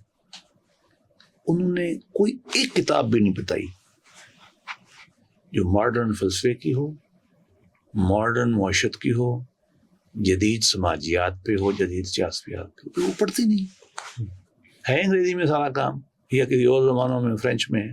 ہمارے یہاں تو ہے ہی نہیں، ترجمہ نہیں ہوا. ایران میں جو ترجمہ، ہمارا ترجمہ بھی نہیں ہوتا. صحیح. تو دیکھو ہم نے ایڈریس کرنا ہے، یہ آنکھیں تو نہیں بند کر سکتے. لیکن سر اس میں اگر میں تو ابھی غیر روایتی علماء کی ایک دو مثالیں بعد میں پیش کروں گا. ابھی ہم اگر اسلامی معیشت سے بات کریں تو حفظ الرحمان سیوہاروی کا نام بڑا آتا ہے کہ انہوں نے اسلام کا اقتصاد نظام. ہاں ٹھیک، آگے چلیں. تو اس میں کوئی آپ کو پولیٹیکل، دیکھیں اکنامکس میں دو چیزیں ہوتی ہیں، ایک ہے پولیٹیکل اکنامک تھیوری، ایک ہے اپلائیڈ اکنامکس. وہ اگر آپ کہہ سکتے ہیں اس کو میکسیمم آپ کہہ سکتے ہیں کہ اکنامک تھیوری کی چیز ہے. اس میں انہوں نے موٹے موٹے بنیادی اصول بیان کیے، موٹے موٹے، ڈیٹیل وہاں بھی نہیں ہے. ہمیں تو اکنامکس چاہیے کہ وہ اصول لگے گا کیسے. چلو آپ نے کہا یہ سود حرام، میں نے بھی مان لیا. اب سماج بنانا نا کیسے بنے گا؟ جو آپ نے اس وقت بنایا، میں اس پہ تنقید نہیں کرنا چاہتا، وہ تو اس سے بدتر ہے. بات یہ ہے آپ لاؤ نا آگے کر کے. حفظ الرحمان سیوہاروی نے یہ کام تو نہیں کیا. یہ وہابہ زحیلی کی کتاب بھی ہے. وہابہ زحیلی تو پاکستان میں آیا تھا، یہاں سے نکال دیا گیا تھا. اچھا، ان کو نکالا گیا؟ داڑھی چھوٹی تھی نہیں. وہ کراچی میں مدرسے میں پڑھاتے تھے. اچھا. تو بات یہ ہے وہ کمال کا فقیہ ہے، بیسیکلی اہل کا بہت بڑا فقیہ ہے. اور جو اسلامی قانون عدلہ کے نام سے ان کی کتاب ہے، وہ کوئی 6-8 والیوں میں ہے نا، تو اس کے کچھ 4-6 والیوں ڈاکٹر طفیل ہاشمی نے زیادہ تر کیے ہیں یا نے، وہ پورا نہیں ہوا ترجمہ. اچھا. ہاں کمال کتاب ہے. پہلے ہم مواب اس کی کوٹ کرتے تھے عبدالرحمن الجزیری کی، اب جو ہے اس سے آگے ہے. اور تقی الرحمان صاحب نے بھی کچھ کام کیا تھا، بیسیکلی کمپائلیشنز ہیں ساری. اچھا. ہاں اوریجنل کام نہیں ہے وہ. اچھا. ہاں البتہ وہابہ زحیلی نے بین الاقوامی قانون پہ بہت کام کیا. دیکھو روایتی عالم تو نہیں ہے بیچارے کی، روایتی ہے بھائی نہیں، اس کو داڑھی نہیں تھی نا، نہ کسی مدرسے کا پڑھا ہوا تھا. نہیں، وہ شافعی المسلک ہوں گے نا. نہیں میری جان، حنفی تو نہیں تھے. ہمارے یہاں حساب سے نہیں تھا. اچھا. یا چلے ہم اگر عراق میں جاتے تو باقر الصدر کا بڑا نام لیا جاتا. بہت اچھی اقتصادنا بہت اچھی فلسفتنا. کتاب، کوئی شک نہیں ہے. تھیوریٹیکل سائڈ پہ کچھ بہت اچھی چیزیں ہیں اس کی. اچھا. لیکن اپلائیڈ تو کوئی نہیں کرتا نا. تو ایران میں کر لیا ہوگا؟ ایران میں کچھ بھی نہیں ہے، ہم نے تو نہیں دیکھا. اچھا. وہاں انہوں نے اقتصاد اور ان چیزوں میں کوئی بینکنگ؟ اب ہم نے تو نہیں دیکھا، بتا دیں. پوری اس وقت مسلم دنیا جو بھی اسلامی معیشت سمجھتی ہے لیس دین 15% پہ ہے. 85% مغربی نظام چل رہا ہے. غلط یا صحیح؟ صحیح. ہاں مجھے اس سے دلچسپی نہیں ہے، میں یہ نہیں کہہ رہا کہ غلط صحیح چل رہا ہے. میں کہہ رہا ہوں کہ آپ نے وائبل نظام فکری لحاظ سے کتنا دیا. اچھا آپ مجھے بتائیے، آپ کی میں بات مان لیتا ہوں کہ ایک تو وہ ہے حفظ الرحمان سیوہاروی کتاب، ایک اقتصادنا، ایک مولانا کی اسلامی معیشت، 2-4 چھاپرا کی اور 2-4 نیاز اللہ صدیقی کی، اور ایک بنی صدر وغیرہ کی. لو جی 50 ہو جائیں گے. 50 تو میرے خیال میں ہوں گی نہیں، 20 ہوں گی. ایک دفعہ میں نے گنی تھی، 27 بنتی تھی. اچھا. ہاں عبد المنان بھائی بڑا اچھا لکھا ہے، 27 بنتی تھی. اور اتنی کتابیں تو یورپ کی یونیورسٹی میں ہر سال آتی ہیں، اور ہزاروں یونیورسٹیاں ان کی. اس سے تھوڑی کام چلتا ہے. انسانی سماج جو ہے نا یہ متحرک ہے، اس میں روز نئی چیزیں آتی ہیں، آپ نے ان کو ایڈریس کرنا ہے. صحیح. اچھا ہم غیر روایتی میں اگر آپ کے سامنے ایک مثال رکھوں، علامہ پرویز صاحب، ان کا کام تو ہے، اوریجنل بھی ہے. یہ وہ بھی فلسفی آف اکنامکس کا ہے نا. اچھا. اپلائیڈ تو نہیں ہے. ان کو بینک دے دیتے، بینک تو نہیں، وہ بینک کو بٹھا دیتے. ایک بینک میں ان کو دے دیتا نا، بینک بٹھا دیتے. ان کیا پتا بینک کیا ہوتا ہے. دیکھو یہ گلا نہیں ہے، اس نے تو بہت زیادہ نئی نئی باتیں کی. آپ نے بھی پڑھا، ہم نے بھی جوانی میں پڑھا. اردو بڑی شاندار لکھتے، تو میں نے تو ایسے تھے شعر غالب کے، اقبال کے، ان سے ہی سیکھے. اچھا. ہاں اوہ کیا وہ لکھتے تھے. تو لیکن پہلی بات تو یہ ہے کہ ہماری امت نے اس کو قبول نہیں کیا. دوسری بات یہ ہے کہ فلسفہ معیشت پہ کتاب ہے نا، کچھ چیزیں نظام ربوبیت، اور وہ جب آگے بڑھتے ہیں تو وہ سوشلزم نکال لاتے ہیں. میں زیادہ تنقید نہیں کرنا چاہتا. جی صحیح. وہ سوشلزم نکال لاتے ہیں بس. غلبہ تھا اس کا، اور وہ پٹ گیا. سوشلزم تو وہیں نہیں چلا نا. مودودی صاحب کا بڑا مشہور فکرہ ہے. ایک وقت جب ہم بھی جذباتی تھے نا، ہم یہ بڑے زور سے پڑھتے تھے، حالانکہ میں کبھی جماعت اسلامی بھی نہیں رہا، اچھا، لیکن بڑا محبت تو ہے ہماری ان سے، جو عالم آدمی تھے، پڑھتے تو ہم سب تھے ان کو. تو ایک وقت آئے گا سرمایہ داری لندن اور واشنگٹن میں اپنے آپ کو ڈیفینڈ نہیں کر سکے گی، اور سوشلزم جو ہے یہ ماسکو میں نہیں کر سکتے. او بھائی ٹھیک ہے، نہیں کر سکتے تو ہم نے کیا کر سکتے ہیں؟ ہم نے کیا کہ ہمیں اپنی بات کرنی ہے. ان کو نظام چلایا ہوا، انہوں نے دنیا کی اکانومی پہ قبضہ کیا ہوا ہے، اور ایک نظام انہوں نے دیا ہوا ہے. سادہ ان کا تو آئیڈیالوجیکل پیراڈائم ہی نہیں ہے نا. آپ کا تو ہے نا، آپ نے تو خدا اور آخرت دونوں کے اصول بنایا نا، اس کی روشنی میں آپ نے چل رہا ہے. پرابلم ہے کہ ہم نے کیا کیا. میرا اپنا خیال یہ کہ بس یہ 2-4 کتابیں جو آپ نے گنی ہے نا، اسی بات کا ثبوت کچھ بھی نہیں ہے. یہ تو میرا کم مطالعہ ہوگا نا. چلو آپ نے خود کہا کہ تحقیق کی تو 27 کتابیں آپ کو ملی، بس ہمیں تو اتنی ملی تھی، باقی ہیں تو آپ بتا دیں. ٹھیک ہے. اچھا، پڑھ لیں گے ہم ان کو. ہاں نہیں بالکل. اور یہ میں آپ کو بتا دوں، ہم جتنا بھی زور لگاتے ہیں نا، کتاب اموال میں یہ لکھا ہے، پیچھے مڑتے ہیں. کتاب الخراج میں یہ لکھا ہے، اور سمویلسن کی کتاب پڑھائی جاتی ہے اکنامکس میں، بیسک ٹیکسٹ بک میں بھی ہے یورپ وغیرہ میں. آج سے 15 سال پہلے میں نے وہ پڑھی تھی، 20-25-30 سال پہلے پڑھی ہوگی. اس کا 46واں ایڈیشن تھا. وہ ہر سال نیا بناتا ہے، اس کو اپڈیٹ کرتا ہے. اب یورپ میں جب مزید جدید تحقیق میں ہم کہتے ہیں لیٹسٹ ایڈیشن ہے یا نہیں ہے، یہ کہتے ہیں، اور ہم ویسا نہیں چلتا. بالکل ایسا کام نہیں چلتا. اچھا سر، آپ نے اپنی گفتگو میں بھی اور یہاں پر آپ نے باقاعدہ لکھا ہے کہ اجتہاد کلی کی آپ بات، کلی اجتہاد کی ضرورت، 525 صفحے پہ. بالکل یہی. اچھا، اس کو ہم تو چونکہ ٹیکسٹ بک اور یہ تھوڑا بہت چیزیں پڑھ کے چیزیں سمجھنے کی کوشش کی، تو ہم اس کو اپنے مدرسے یا اس اصطلاح کہتے ہیں اجتہاد مطلق والی بات. آپ اس کے دائی ہیں. میں مطلق کا استعمال جان بوجھ کے نہیں کرتا. میں عام طور پہ کوئی بھی اصطلاح جو ہے نا اس کو اوائڈ کرنے کی کوشش کرتا ہوں. ہر الفاظ، ہر جو اصطلاح ہوتی ہے نا وہ لوڈڈ ہوتی ہے، ویلیو لیڈن ہوتی ہے، اس کے پیچھے پورا ہسٹری ہوتی ہے. اب جہاد مطلق کا مطلب کیا؟ مطلق دنیا میں شاہی کوئی نہیں میرے نزدیک. خدا کی ذات ایک ہی مطلق ہے. تو بس جو اجتہاد کلی آپ کی اصطلاح، میں ادب سے کہتا ہوں ہمارے یہاں کوئی مطلق نہیں ہے سوائے اللہ کی ذات کے. لہٰذا میں لفظ کیوں استعمال کروں؟ میں کون سا کہہ سکتا ہوں کہ میری بات مطلق ہے؟ نہ میں قطعی الدلالہ والا ہوں کہ ہر شے. ہم تو کہتے ہیں ہماری رائے ایک رائے ہے، وہ 1000 اور ہے. اتنی میری ٹھیک ہے، زیادہ اس کی ٹھیک. ہم تو میرا ماڈل ہی اور ہے. کلی سے مراد یہ ہے کہ دین کو ٹوٹل دیکھا جائے، سوائے اس کے کہ جی عہد حاضر میں سفر میں نماز کیسے پڑھنی ہے. یہ تو اتحاد کیا اور علماء نے نا، وہ بھی اتحاد ہے، لیکن دین کو ان ٹوٹو دیکھنا، ہم اس کو اتحاد کلی کہتے ہیں. اصل میں نے ابھی پچھلے دنوں میں گیا تھا قطب شمالی پہ. اچھا، بچپن میں ویسے تو پڑھ رکھی نا کہ وہاں نماز کیسے ہوگی. آج کل وہاں دن غروب بھی نہیں ہوتا. ادھر ہے نا، وہ یوں سورج آ رہا ہے ایسے ایک پہاڑی سے ہو کے یوں سے نکل جاتا ہے، اور فقیر نے سورج کے ہوتے ہوئے مغرب کی نماز پڑھی. سورج نظر آ رہا تھا، میں نے مغرب پڑھ لی تھی. سورج نظر آ رہا تھا، میں نے عشاء پڑھ لی. جو علماء نے کوئی فارمولہ بتایا. یہ چھوٹا جہاد ہے. یہ روزہ وہاں ہوتا ہے 24 گھنٹے کا، وہ کیسے روزہ رکھیں گے؟ اب اس طرح کے علماء جو رائے دے رہے ہیں، بہت اچھا کام ہو گیا. اب تو جو ہمارے یہاں نہیں مانا جاتا، اب پتہ انہوں نے اور اصول بنا لیے. اچھا، ہاں بالکل ٹھیک کیا انہوں نے. وہ کہتے ہیں ہم تو ساتھ والے مسلمان ملک سے چلیں گے، یہ مکہ سے چلیں گے. وہ سورج یہاں کھڑا ہوتا ہے، روزہ کھول لیتے. اب یہ اتحاد ہمارے علماء نے کیا ہے، خاص طور پہ عرب علماء نے. صحیح، یہ ایک جزوی اتحاد ہے. ٹھیک ہے نا جی. کلی اتحاد یہ ہے کہ اسلام کے ٹوٹو عقائد کو بھی دیکھو، اسلامی فلسفے کو بھی دیکھو، اسلامی معیشت کو بھی دیکھو، اسلام کی سماجیات کو بھی دیکھو، اسلام کی معیشت کو بھی دیکھو، اسلام کی انتھروپولوجی کو بھی دیکھو. یہ ساری جو سم ٹوٹل آف زندگی ہے نا، یہ ہماری حیات کے جتنے پہلو ہیں. کیونکہ ہمارا دعویٰ یہ ہے نا کہ اسلام ہدایت ہے اور فلاح کا راستہ ہے. ہم تو اس کو مانتے ہیں. میں تو سیکولر نہیں ہوں نا، میں تو اللہ مسلمان ہوں، روایت کا. میں کہتا ہوں کہ اب ہم نے ہمارے اوپر کلیم ہے لوگوں کا. اب مجھے بتاؤ، جب آپ کہتے ہو کہ اسلام ایک کلی دین ہے، اب مجھے بتاؤ نا کہ سیاسیات میں میرے اوپر کیا ذمہ داریاں ہیں.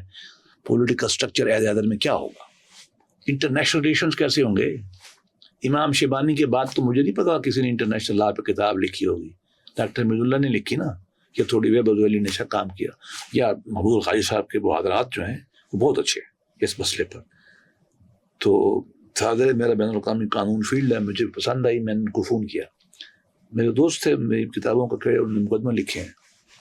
میری سب سے پہلی کتاب کا مقدمہ انہوں نے لکھا 1990 میں. اچھا, جب میں اسسٹنٹ کمشنر تھا, وہ میں نے جیل کے قیدیوں کے لیے کتاب لکھی تھی. اچھا, ہاں, اصلاح احوال. سورہ یوسف میں سیدنا یوسف کی بایوگرافی لکھ کے نا, وہاں سے میں نے اصول ڈھونڈے. میں اتحاد تو بچپن سے کرتا ہوں. میں نے کہا ہمارے تو وہی قیدی رہے ہیں نا جی, پھر میں نے قیدیوں کے لیے اصول نکالا, اس کا مقدمہ انہوں نے لکھا. تو وہ کتاب تو نہیں ملتی, وہ ہے نیٹ پہ ہے, اصلاح احوال کے نام سے. میری کتابیں میں ریکارڈ ہی نہیں رکھتا. ہم تو ہرچے خاندان فراموش کردہ ان کے مقام پہ پہنچ گئے ہیں ماشاء اللہ. تو اب ہمارے اوپر فرض ہے نا کہ ہم ان چیزوں کا جواب دیں. بس بحث ہو جائے گی ٹیڑھی. اب ساورن اسٹیٹ کی کوالٹی ہے دنیا میں. یہ ایک ساورن کو کیا کہیں گے ہم اردو میں, لفظ اس کا بڑا خطرہ ہے. مختار یا ہاں بس خود مختار کہہ لیں, مطلق اعلیٰ, بڑے مشکل الفاظ ہیں. اسٹیٹس ہیں, جیسے انڈیا پاکستان ہے, یا آج کل جھگڑا چلا ہوا افغانستان کے ساتھ. اب ان کے ریلیشن شپ ہے نا. اب مجھے بتاؤ پہلے زمانے میں تھے نہیں, یہ مسلمان تھے, یہ کافر تھے, وہ تو آپ نے پھڈا کھڑا ہوا ہے نا خام خواہ کا دارالحرب دارالاسلام, اس کو تو سوری ہو رہا ہے. اب تو میرا اور افغانستان کا جو ہے وہ تو کفر اسلام نہیں ہے نا, وہ مسلمان ہے, میں مسلمان ہوں. اب کیسے ریلیشن شپ ہوں گے مجھے بتاؤ, تاریخ میں کس نے لکھا ہے اس کو؟ ہے ہی نہیں. امام شیبانی امام ہے انٹرنیشنل لا کے, ہوگو گریشیس نہیں ہے, میں نے لکھا ہے اس کتاب میں بھی. لیکن امام شیبانی کو آگے بھی دلاؤ نا. شاذبی نے کچھ کیا کام, وہ کے بعد بتاؤ. شاذبی نہیں, اس نے وہ جو تھے ہمارے سرخسی, اس کو الحمدللہ جیل میں ہم نے رکھ کے مارا تھا. شمس العلماء فتوے بازی پہ غریب کو جیل میں مار دیا.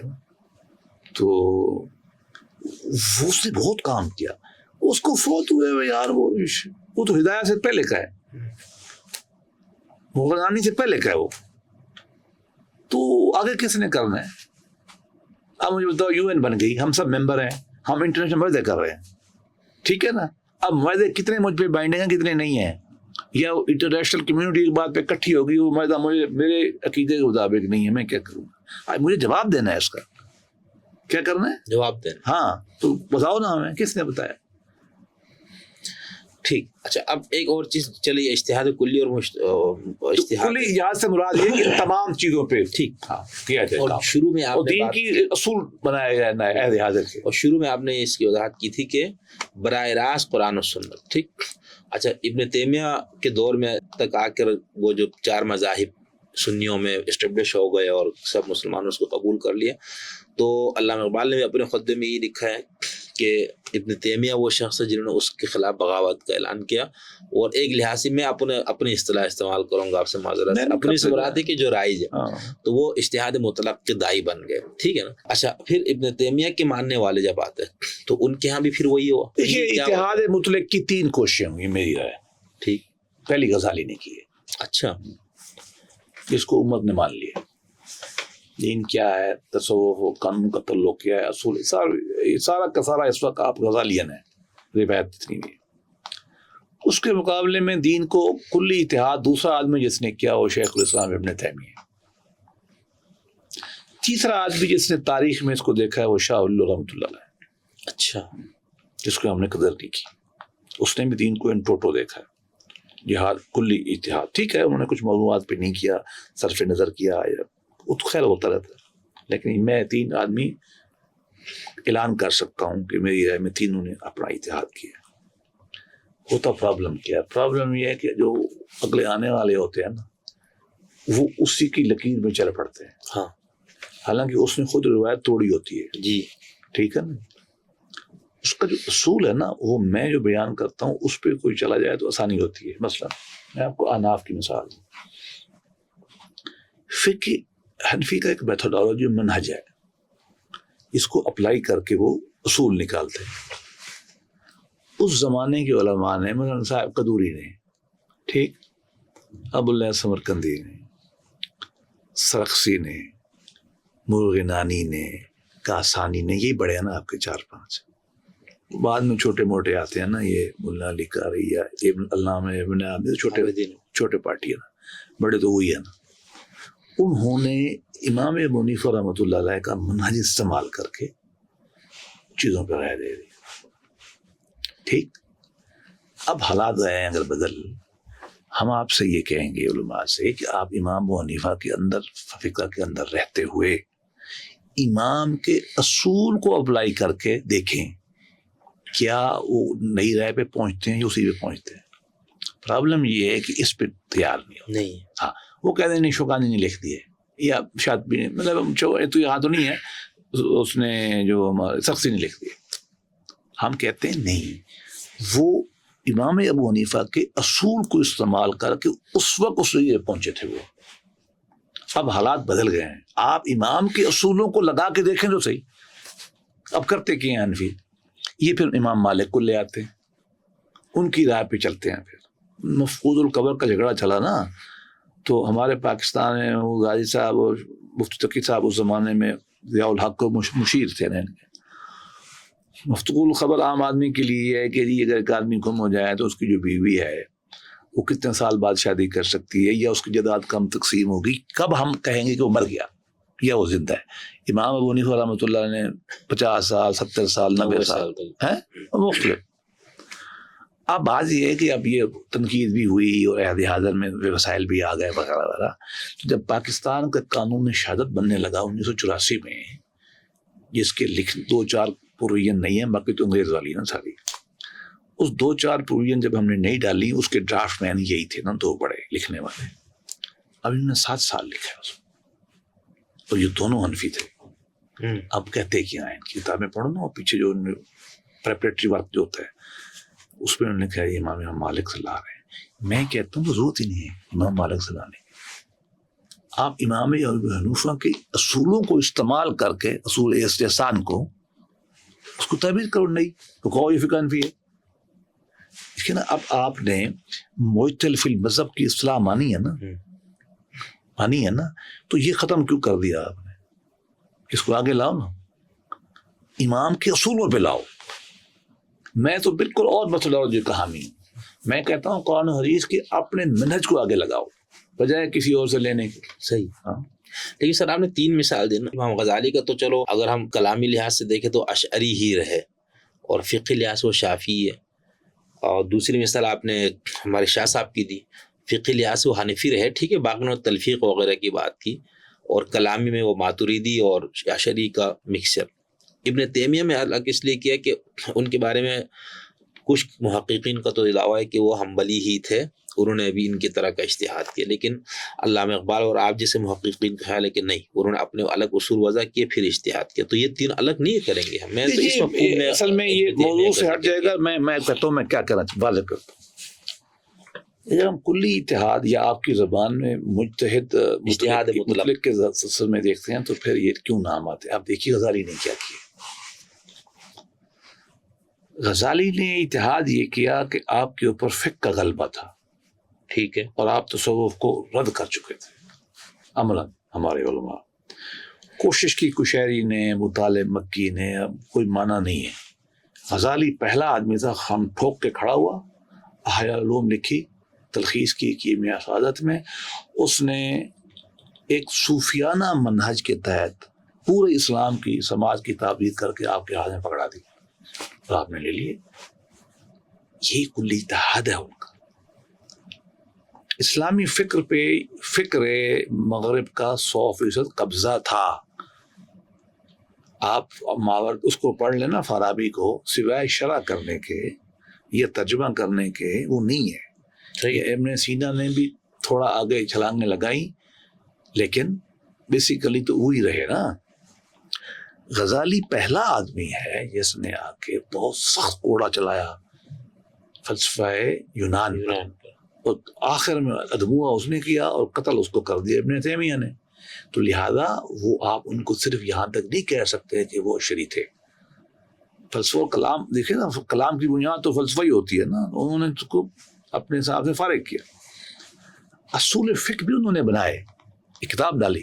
آپ نہیں کہہ سکتے مستصفیٰ. جی آپ صرف یہ نہیں کہ میں جان بوجھ کے اصطلاحات ورڈ استعمال نہیں کرتا. نہیں آپ ضرور کہیں, میں نہیں کرتا چونکہ میں کہتا ہوں عوام سن رہے ہیں اور علماء تو کم ہی سنتے ہوں گے آپ کی بات کو. تو دیکھیے انہوں نے نا سب سے بڑا کارنامہ ہے کہ دین کو اچھا دوسرا کام کیا, دین کی انہوں نے فقیہانہ تعبیر کے بجائے اخلاقی تعبیر کی. ذرائع علم کو بدلا انہوں نے, یہ بنیادی مسائل انہوں نے چھیڑے. آیا ابن تیمیہ پہ. آج ابن تیمیہ نے جو کام کیا, پہلی بات تو ہے کہ وہ کھینچ تان کے واپس لے گئے آپ کو قرآن.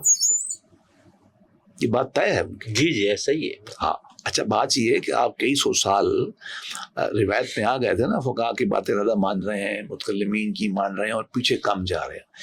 خیر ان کی آراء بھی قرآن تھی لی گئی تھی لیکن اصلی تھی. یہ زوردار آدمی تھے, یہ کھڑے ہو گئے واپس, انہوں نے کہا میں تو وہاں سے لاؤں گا.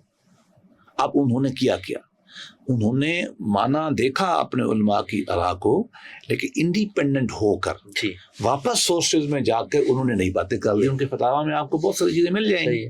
یہ ان کا بڑا کام ہے. اچھا اسی طریقے سے سنت کی اہمیت کو واپس لانا, یہ بڑا اجتہاد ہے. ہمارے اوپر فقہی آراء کا غلبہ ہو چکا تھا. وہ بھلے وہ ہوں آپ کے عملی, وہ بھلے وہ جو بھی مسلک رکھتے ہو, عملی لوگ کہتے ہیں, لیکن وہ آپ اس طرح ان کو عملی نہیں کہہ سکتے. وہ انہوں نے آپ کو واپس لے گئے سنت کی طرف. یہ بڑا کام ہے ان کی. اچھا پولیٹیکل سائنس میں بھی ان کی بہت بڑے کنٹریبیوشنز ہیں.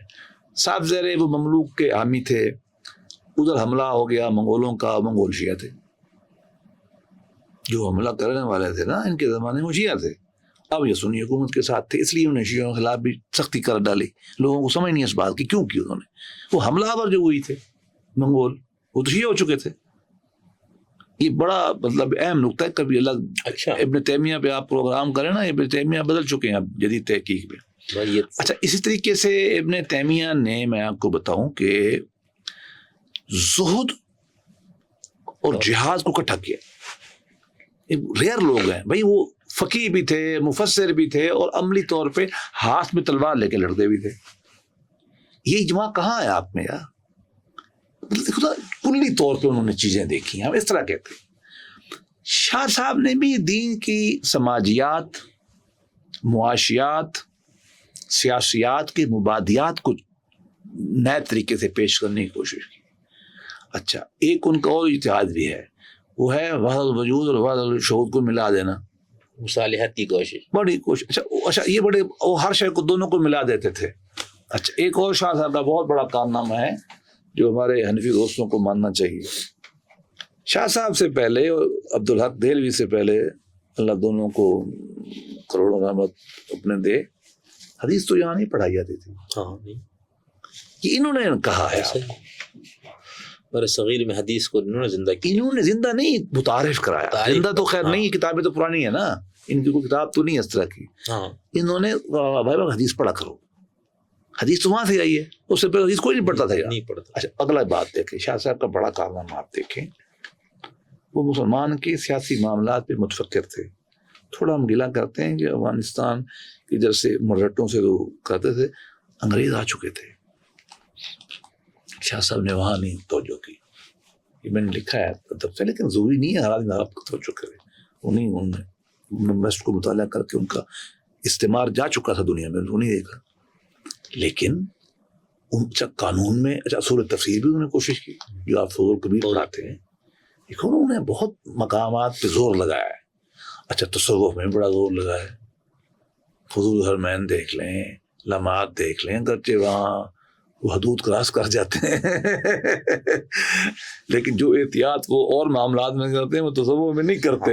اس میں احتیاط کی ضرورت نہیں ہوتی. ہاں نہیں ہوتی, میدان وسیع ہوتا. ہاں وسیع ہوتا ہے. تو شاہ صاحب کو ایسا نہ ہم انڈر ریٹ کریں. یہ تینوں وہ نہیں کر رہا ہوں, بڑا کام کیا. میں تو صرف یہ کہہ رہا ہوں متحد میری رائے میں یہ ہے, ہو سکتا ہے کوئی اور بھی ہو, میں تو نہیں. اچھا چلے میں یوں بھی سوال, کیا اجتہاد مطلق کا لازم نتیجہ ایک نئے فرقے اور مکتب فکر کا وجود میں آنا نہیں ہے؟ بالکل نہیں, قطعاً ضرورت نہیں ہے. جو کرتے ہیں غلط کرتے ہیں, میں اس کے حامی نہیں. وہ خود ہو جاتا ہے نا, ہو جاتا ہے, اس میں کوئی شک نہیں ہے. اس کی وجہ یہ ہے کہ ہمارے مزاج میں عقل تم نے استعمال نہیں کرنا نا, اس سختی شکاوت بہت ہے.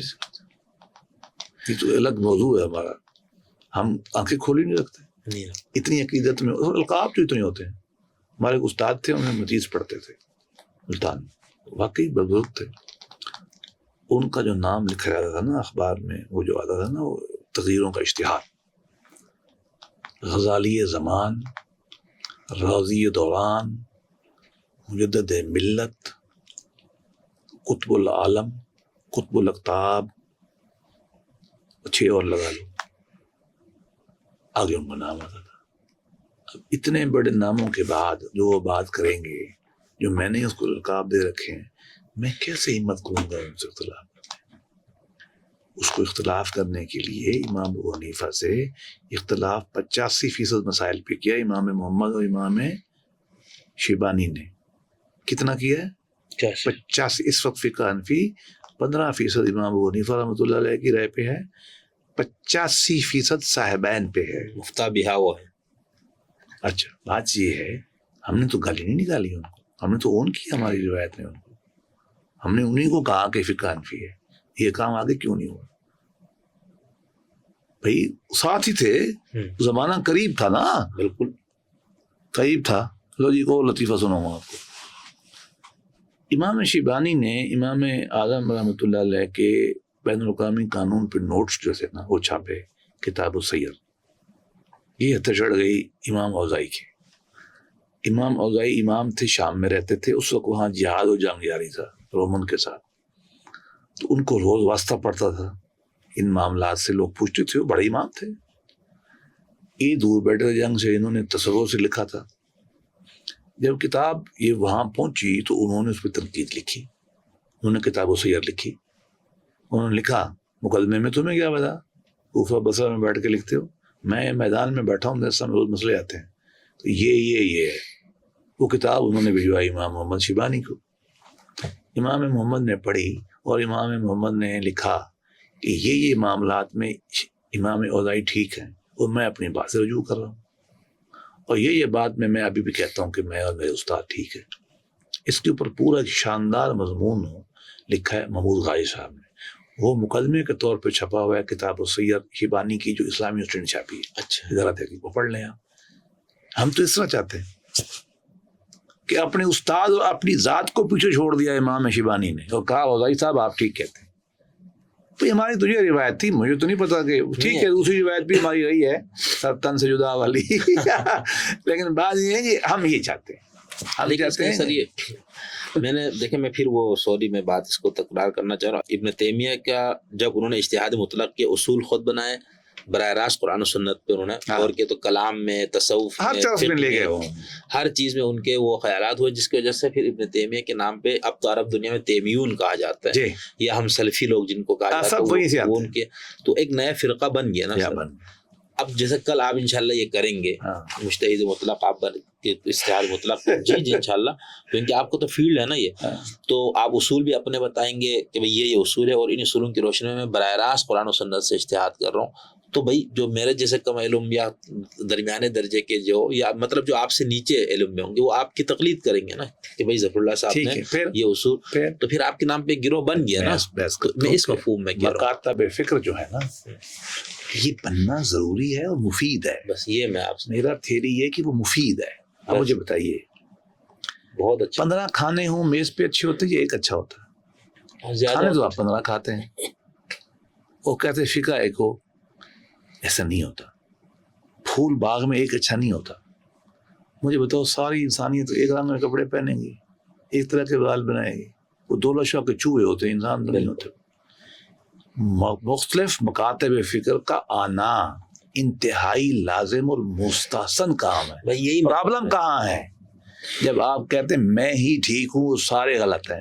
میرا فلسفہ یہ ہے کہ حق کی ایک ہی وقت میں کئی تعبیریں ممکن ہیں, وہ سب ٹھیک ہو سکتی ہیں.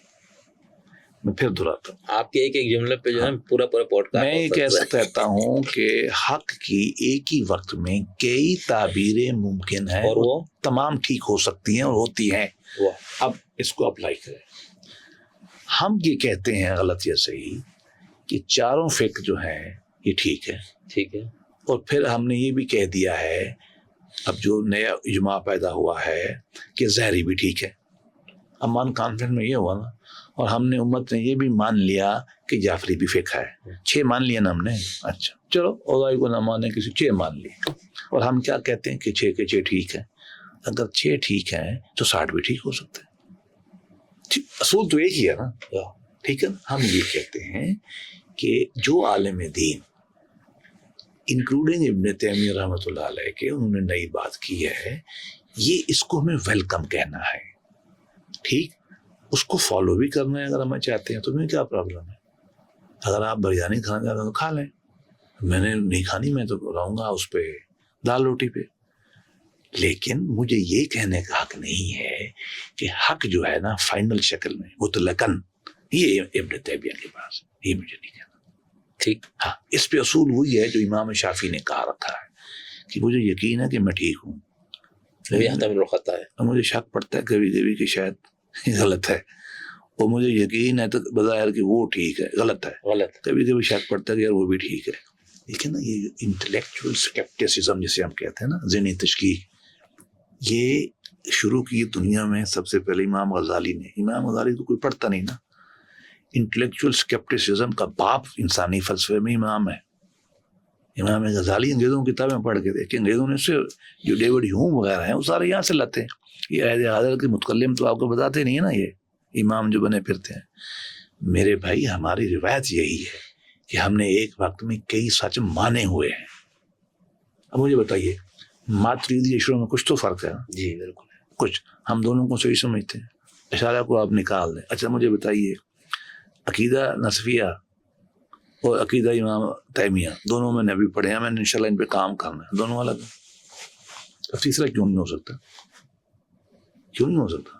مثلا عقیدہ نصفیہ کی سٹارٹ میں لکھا ہوا ہے, پہلی لائن میں لکھا ہوا ہے, پہلی لائن میں کہ یونان کے فلسفی یہ کہتے ہیں یہ ٹھیک نہیں ہے.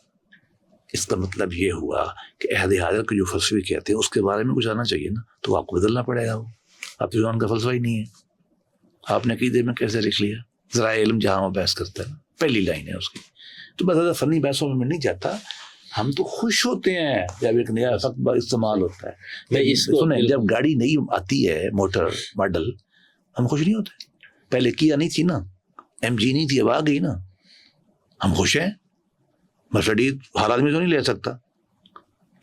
ہر آدمی میں اتنی فہمی نہیں ہو سکتی کہ وہ امام ابو حنیفہ تک جائے. وہ ریشنلسٹ نہیں ہے. اگر امام حنفی تو ریشنلسٹ تھے نا, اب تو بدل گیا نا, تقل والے تھے نا سارے, رائے والے. وہ جو رائے والا آدمی ہے وہ امام مالک میں کیسے جائے گا؟ وہ جانا ہی امام حنیفہ پہ. بالکل ایسا ہوا. اچھا جو سختی کرے گا بعض معاملات میں تمسک بالقرآن و سنہ کی, تو آپ کو ابن تیمیہ کے علاوہ کون ملے گا؟ وہ آپ تک مزاج ہے. آپ جانا چاہتے ہیں, ہم تو یہ کہتے ہیں کہ مسلمانوں کے اندر جتنے مزاج ہیں نا ان کو کیٹر کرنا ہے. ٹھیک ہے نا, یہ سارے علماء ٹھیک ہے. میری تو تھیوری یہ ہے. تو یہ جو کیونکہ علامہ اقبال نے بھی جو اپنے خطبے میں وہ جہاں پر اجتہاد کے دروازے بند ہونے کے 3 اسباب بنائے, اس میں ایک یہ ہے اسپرٹ آف موومنٹ ان اسلام کا لیکچر ہے. اس کے اندر میں یہ کہ ایک یہ تھا مسلمان علماء کو بھئی اتنے فرقے بنتے جا رہے گرو, تو اس چیپٹر ہی کلوز کرو. یہ تو اچھا کام ہے, یہ تو مکاتب بننے چاہیے بھائی. نہیں اچھا ہے کام ہے, میں تو کہہ رہا ہوں پسندیدہ کام ہے. گڑبڑ وہاں جب چھری چلاتے ہیں صحیح, وہ غلط ہے. اور اچھا اس کے اندر آپ دیکھیں نا, چلو ہم شیخ تیمیہ کو کی بات آگے بڑھتے ہیں. تو مسلمانوں میں مودودی صاحب کا آپ نے نام لیا, لیکن مودودی صاحب کو چلو پتہ نہیں ان کو اجتہاد مطلق میں رکھنا چاہیے. نہیں رکھنا چاہیے, کچھ حد تک. ویسے زیادہ تر تو روایتی ہے ٹو بی آنیسٹ, لیکن کچھ کام کیا انہوں نے. اور دوسرا اگر میں علامہ پرویز کو ڈالتا ہوں, اس کو آپ نہیں مانتے. نہیں دیکھیے وہ بہت زیادہ دور ہے روایت, مطلب اجتہاد مطلق تو کیا نہیں, ضرور کیا, میں تو نہیں کہہ رہا, لیکن وہ ہماری عمومی روایت سے بہت دور چلے گئے اور ان کے اوپر غلبہ ہو گیا سوشلزم کا. بس زیادہ میں ایسے نہیں کہوں گا. نہیں تو ایک مقطعی فکر بن گیا نا. میں نے تو کب کہا کفر ہے, میں نے نہیں کہا. اچھا میں نے کب کہا ہے؟ نہیں میں تو کسی کو نہیں کہتے. نہیں کبھی نہیں کہا. میں تو کہا ہم تو پڑھتے تھے ان کو. اچھا ایک تیسری مثال میرے پاس ہے, غامدی صاحب. غامدی صاحب کو مجتہد مطلق آپ مانتے ہیں. بالکل. اور انہوں نے تمام کلام بالکل, تو اس کے بعد ایک غامدیت بھی ہے, مقتدی بالکل ہے نا. وہ لوگ پھر رہے ہیں آج کل, ان کی پوسٹیں لگاتے ہیں. جی نماز پڑھ رہے ہیں, وہ سامان لے کے جا رہے ہیں, وہ کلٹ تو بنا رہے ہیں. حالانکہ ان کا اپنا مزاج نہیں ہے, میں ان کو بہت زیادہ جانتا ہوں. ان کے جو نئے مریدین آ رہے ہیں نا, جو مسجد بس منظر سے ہیں, وہ ان کا کلٹ بنا رہے ہیں. نہیں تو مذہبی وہ کڑ کہے آپ کچھ، لیکن مکتب فکر بن گیا. میں تو کہہ رہا ہوں ہے تو یہ اچھا ہے نا. بہت اچھا. میں تو ان کو استاد بھی، استاد ان ناٹ سینس کے، میرے تو سول سروس اکیڈمی میں 1 سال باقاعدہ استاد رہے. جی آپ نے بتایا گزشتہ گفتگو میں تو بتاؤ، میں 1981 سے ان سے قصب فیض کر رہا ہوں. ٹھیک ہے، میں بالکل ایک الگ رائے رکھتا ہوں. جی بالکل الگ رکھتا ہوں بہت سارے معاملات میں. مطلب میں بات کرنا بھی نہیں چاہتا کہ میرے ان سے کیا اختلافات ہیں، میں کیوں کروں، میرے ہیں. لیکن ان کے علم میں، فضل میں، ان کے تقوی میں، ان کی انسان دوستی میں، وہ تو. اور ان کو ہم روایتی کتابوں میں جو مجتہد مطلع فی المذہب وغیرہ پڑھتے تو ان پہ اس ٹائٹل کا اطلاق بالکل ہوتا ہے. یعنی ابھی اس میں یہ بات نہیں کر رہے کہ اگر میں نے یا سر نے ان کو مجتہد مطلق مانا تو یہ نہیں کہ سر مقلد ہوگا. وہ مفتی نہیں، بالکل. دیکھو مفتی عبدالوہاب بھی اسی کیٹیگری میں، علمی حیثیت متعین کر رہے ہیں نا کہ مفتی عبدالوہاب اسی کیٹیگری میں، رشید رضا اسی کیٹیگری میں. یہ بڑے نام ہیں ہمارے ہاں. انہوں نے نئے طرح سے، نئے اینگل سے فضل الرحمان اسی طرح کا. ہاں لیکن ان لوگوں کا تو سر یہ ہے نا کہ انہوں نے اپنے آپ کو سنی مکتب کے دائرے میں رہ کے ہی کوئی نہ کوئی کیا نا. غامدی صاحب تو ان سب سے الگ ہو گئے. غامدی صاحب تو بالکل وہ واپس کہتے ہیں جی، وہ کہتے ہیں ابن تیمیہ تھا. جی حالانکہ ابن تیمیہ سے بھی ڈیفرنٹ ہو گئے وہ بہت زیادہ. لیکن اب میرا خیال ہے ان کی انر ڈیٹیل پہ زیادہ نہ جائیں. میں نہیں جا رہا. وہ پھر پتہ کیا ہوتا ہے، وہ سننے والوں غلط فہمی کا شکار ہو جاتے ہیں کہ جی یہ بات کی اور یہ نہیں کی. وقت کم ہوتا ہے نا، ہم مختصر بات کرتے وہ غلط فہمیاں پیدا ہوتی ہیں. نہیں میں صرف ایک اجتہاد مطلق کی ہم بات نہیں، میں تو سب کو مانتا ہوں، میں تو آپ کو کھلا ذہن رکھتا ہوں. ہاں نہیں وہ تو ہے. اور یہ ایسے اور میں کہتا ہوں یہ ویلکم ہے. میں کیا کہتا ہوں، یہ ویلکم ہے. اس کی فلسفہ کیا دیتا ہوں، ہماری روایت بھی یہی ہے، حق کی کئی تعبیریں ممکن ہیں. حق کو کوئی آدمی، اس کی ریزن کیا ہے، 2 ریزن. ایک تو انسانی طباع کا فرق، یہ مجبور کرتا ہے کہ آپ کے پاس کئی تعبیریں ہوں. ایک وہ لے لے گا، ایک وہ لے لے گا. دوسرا، کیا آپ یہ مانتے ہیں کہ انسانی عقل کامل ہے؟ آنسر از نو. یہی ہے نا. جب انسانی عقل ہی کامل نہیں ہے، ایک تعبیر عقل سے آئی ہے نا، وہ کیسے کامل ہو سکتی ہے؟ میں اس لیے بنیاد پہ جاتا ہوں. بالکل. میں جب مان چکا ہوں کہ میری عقل ناقص ہے، میرا اعلان ہے میری عقل ناقص ہے، تو میں یہ کیسے کہہ سکتا ہوں کہ میری رائے کامل ہے؟ یہ جاہل کہہ سکتا ہے. کیا ہے؟ جاہل کہے گا. میں تو اللہ کہنے والا ہوں. نہ میرا عقل، نہ میرا دماغ، نہ میری آنکھ، نہ میری سماعت، نہ میری فہم کامل نہیں ہے. تو میری تعبیرات اسی سے پیدا ہونی ہے نا، تو وہ کیسے کامل ہوں گی؟ جب وہ کامل نہیں ہے، وہ ناقص ہیں، تو پھر اور بھی آنے دو نا. بالکل. تو سر یہ ہاں اب یہی یعنی جب مجتہد مطلق کی ہم نے بات کی، اس کے بعد ہم نے یہ دیکھا کہ شیخ اسلام ابن تیمیہ سے پہلے جو کچھ ہوا تھا لوگوں نے بند کر دیا دروازہ، انہوں نے دوبارہ کھولنے کی بات کی، ان کے نام پہ مکتب بن گیا. پھر ہم ان کے بعد سے ابھی تک دیکھیں تو میں نے آپ کو 2-3 مثالیں دی نا. اچھا اب مودودی صاحب کا دلچسپ ہے نا، اہل سنت والے کہتے نہیں ساڑھا نہیں ہے وہ، بلکہ ان پر فتوے ہے، کتابیں لکھی ہوئی. وہ خلاف ملوکیت نہ لکھتے، جماعت اسلامی نہ بنا دیتے، لوگ مان لیتے ہیں ان کا. اچھا اتنی سی بات زیادہ تر اور بھی ہے جھگڑا تو وہیں سے ہوا. عقائد میں بھی انہوں نے بہت زیادہ نہیں، بالکل ٹھیک. لیکن ہم یہ کہیں گے آرگنائز، ایک منظم، بالکل ایک فقہی، کلامی، اعتقادی، بلکہ تصوف کو بھی آپ شامل کر کے وہ بن گئی نا جماعت اسلامی فرقہ تو بن گیا. ہاں لیکن میں کہہ رہا ہوں اس کی بہترین مثال موجودہ لمحے میں نے جیسے آپ کو آپ کے استاد کی مثال تھی غامدی صاحب کی. تو اس کا مطلب یہ ہوا کہ جب بھی ہم یہ کریں گے ایک نئے مکتب فکر وجود میں آئے گا، اور آپ اس کو کہتے ہیں بالکل ویلکم ہونا چاہیے. اس میں کیا خرابی ہے؟ اور ہونا چاہیے بالکل ٹھیک. لیکن ہمارے جو روایتی علماء ہے نا، وہ کیوں اس بات کو نہیں مانتے؟ کیا ان کے ذہن میں کیا یہ کوئی دیکھا نا 4 حق پہلے یہ کہا گیا، پھر ابھی آپ نے 6 کرا دی، 6 مان گئی ہے نا. تو اس کا مطلب یہ ہے کہ بھئی یہ 6 یا 4 حق ہونے کی کوئی دلیل تو نص سے نہیں ہے نا، یہ تو آپ نے خود ہی. یہ دیکھیں اس موضوع کو ہم اگر خاتمے سے پہلے سم اپ کریں تو ہم یہ کہہ سکتے ہیں، دیکھیں یہ تعبیری مسائل ہے. کیا ہے؟ تعبیری مسائل ہے. ٹھیک ہے. تعبیر میں حتمیت نہیں ہو سکتی، صحیح، مطلق نہیں ہو سکتا. کیوں؟ انسانی عقل جو ہے وہ مطلق اور کامل نہیں ہے. ٹھیک ہے. میں آپ کو اور بات بتاؤں، داؤد ظاہری سے بہتر ابن حزم ہے قانون میں. اچھا، یہ ابھی تو مجھے نہیں پتا تھا، آپ کبھی نا ان پہ الگ الگ سیریز کریں میرے ساتھ. بالکل سب پہ کریں. میں آپ کو ایمانداری کی بات بتاؤں، مجھ سے بطور ایک قانون دان اگر آپ پوچھیں گے، سادر میں فقیر حنفی روایت سے نکلا ہوں نا جی، ہمارے باپ حنفی تھے، میں حنفی مدرسے میں پڑھا ہوں. اور میں امام کو واقعی امام اعظم مانتا ہوں. اس کی وجہ یہ ہے کہ وہ اہل الرائے تھے. ٹھیک ہے نا جی. اس کا مفہوم شاید لوگوں کو سمجھ نہیں ہے کہ وہ امام تھے کیا. اور وہ جھگڑا اتنا شدید تھا اس دور میں. دوسری بات یہ ہے کہ عہد حاضر میں مجھ سے اگر کوئی آپ پوچھے تو فقہی اور قانونی تعبیر غالباً ابن حزم کی سب سے بہتر. اچھا, فی الحال اس سے آگے نہ جائے. ان کی زبان لیکن کہتے ہیں جو بھی ہو, کیا وہ کون سا بادشاہ تھا جن کی تلوار بہت مشہور, جو بھی حجاج بن یوسف کی تلوار اور ابن حزم کی زبان. نہیں, ابن حزم کی زبان جو, اچھا ابن حزم جو ہے نا اس کی وجہ ہے ہمارے موضوع سے ہٹ جاتی ہے نا چیزیں. میرا مزاج ہے بطور وکیل کے موضوع سے نہیں ہٹتے. ایک تو یہ ہے کہ یہ اسپینش کے تھے, مغرب کے, یہاں سے بچے ہوئے تھے, ٹھیک, اور یہ لوکل تھے, پتہ ہے آپ کو. اچھا, ابن حزم نرم نہیں تھے. ہاں, لہذا ان کا دماغ جکڑوں سے فارغ تھا. اور دول ظہری کی روایت سے چلے, وہ کتبہ میں اور ان میں پڑھے, وہاں کھلا دماغ تھا ان کا. اور انہوں نے جو شرع اور فقہ کا جو ایشو جو انہوں نے فیصلے کیے ہیں نا, جو انہوں نے رائے دی ہے, وہ عہد حاضر میں سب سے یوزفل ہے.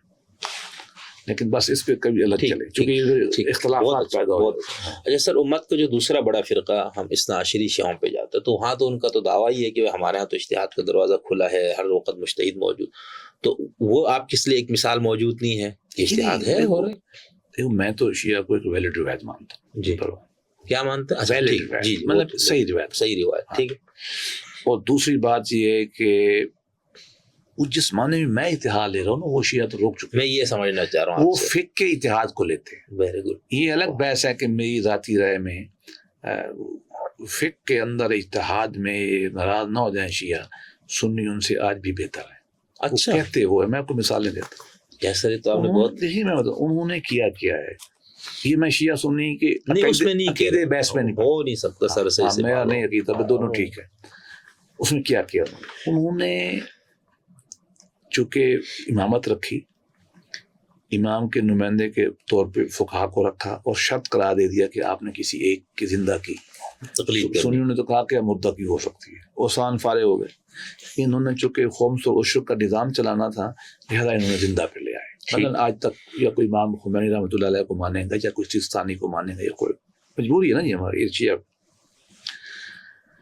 آپ ان کی کتابیں پڑھ لیں, توضیح المسائل لکھتے ہیں نا, مجھے بتائیں کیا کرتے ہیں. اب میں آپ کو ایک مثال دینے لگا ہوں قانون سے. سنی یہ کہتے ہیں کہ آپ عیسائی سے عورت سے شادی کر سکتے ہیں, شیعہ نہیں کرنے, سختی کر دی نا. حالانکہ شیعہ کہلاتے ہیں کہ ہم نرم ہیں, لبرل ہیں. کچھ معتزلیوں کا اثر یہ بھی ڈیبیٹیبل ہے, لیکن وہ بھی ہے وغیرہ. میں زیادہ نہیں جاتا, لیکن اشارہ کر رہا ہوں. جو بچی طلاق ہے عورت کی, آج کل تو بہت آزاد ہے نا, مطلب آزاد کی ہیومن رائٹس کا مسئلہ ہے نا. ان کا مسئلہ ہے طلاق میں, بہت بڑا مسئلہ. ہاں, میں مزید تفصیل میں نہیں جاتا. تیسرا مسئلہ بتاؤں, بچے بچیاں طلاق کے بعد باپ کے پاس رہیں گی, ماں کے پاس رہیں گے. اب شیعہ یہ کہتے ہیں دوست ہمارے کہ 2 سال کی رضاعت کے بعد بچہ جو ہے, بچی بھی باپ کے پاس. آپ دیکھو نا, عہد حاضر میں ممکن ہے, یا باپ کیسے پالے گا, اکنامک ایکٹیویٹی میں جائے گا یا بچے پالے گا. دیکھو ماں ہے نا, اس کا حق ہے, بھول جائیں آپ شیعہ سنی. اب یہ وہ معاملات ہیں. میں ایک آپ کو مثال دی فیملی لا کی. پولیٹیکل سائنس میں اس سے بھی گڑبڑ ہو جائے گی ان کے یہاں. ڈاکٹر یس اب وہ کہیں گے امام کی اطاعت لازم ہے, نیب کی. امت کہاں سے گئی, شورا کہاں سے گئی, کون سنے گا عہد حاضر میں. تو جو مطلق اتحاد ہے نا, ادھر بھی بن سنیوں نے بہتر کیا ہے. اچھا, اور انڈیویجول اتحاد جو ہے نا, اچھا اس میں بھی سنی بہتر ہے. نہیں رہے میں کچھ معاملات میں شیعہ بہتر ہے, مثال کے طور پر. اور وہ بھی شیعہ وہ جو ماڈرن شیعہ ہیں, روایتی نہیں. کیسے؟ خامنئی جو ہے نا اس وقت جو صدر ہے, یہ امام خمینی جو تھے, یہ زیادہ بہتر مجتہد ہیں. یہ الگ بحث ہے کہ شیعہ روایت والے ان کو نہیں مانتے. آپ کو پتا نا انٹرنل اب میں آپ کو مثال دوں, میں تو قانون کی مثالیں دے رہا ہوں, تو پھر میں آپ کو سنیوں کو ہی بتاتا ہوں کہ وہاں کیا مسائل ہیں. ایز اے قانون کے طالب علم, ایز اے ہیومن رائٹس کے طالب علم. ایک لڑکی تھی اور ایک لڑکا تھا مجاہد فوج میں، ایرانی آرمی میں. وہ جنگ ہو رہی تھی وہ عراق کے ساتھ. وہ جنگ اسلام کی شکل تھی نا، یا جو بھی تھی، یہ قومی جنگ تھی تو قومی لیکن اسلامی جنگ بنی ہوئی تھی. وہ بچہ تھا، نکاح ہوا، چلا گیا، شہید ہو گیا. سوری وہ منگنی ہوئی، کیا ہے، منگنی ہوئی، بچہ چلا گیا، شہید ہو گیا. اب وہ خاتون اس کی وراثت کا حقدار ہے. اب سنی شیعہ دونوں کہیں گے کہ نہیں، منگنی ہوگی نا. آپ کو پتہ ہے ایرانی نے کیا فتویٰ دیا؟ امام خمینی نے یا خامنئی نے، انہوں نے کہا اس کو نکاح تصور میں نہیں دے سکتے. اس وقت وہی تھے. دیکھو نہیں، مجھے ہو سکتا ہے کہ بعد میں ہو، کیونکہ جنگ انہوں نے فتویٰ دیا، وہ بالکل ٹھیک دیا. میں ایز طالب علم قانون کے میں اس فتوے کو حامی. اچھا، لیکن یہ اتحاد ہے بہت بڑا کہ آپ نے اصول کیا بنایا کہ جو پبلک انگیجمنٹ ہے وہ بمقام نکاح کے ہے. یہ طے کیا نا انہوں نے. اور نکاح کے رسوم حالانکہ شیعوں میں بہت سخت ہیں، سیگا اور پتہ نہیں اللہ بلا، فارغ کر دیا انہوں نے. یہ اتحاد ہے فقہ کا، قابل تعریف ہے. آئیں اب سنیوں میں دل دکھتا ہے ہمارا کہ یہ اتنے سخت کیوں ہیں. ایک آدمی میری شہرت سن کے کہ اسلامی قانون کا یہ طالب علم ہے، دیرہ غازی خان سے آیا. اچھا، بیوی اس کی، بیٹی اس کے ساتھ تھی، بوڑھا آدمی تھا 75 سال کا، چٹے اس کے بال تھے. بیوی اس کی، بیٹی اس کے ساتھ تھی، 4 بچے تھے اس کے.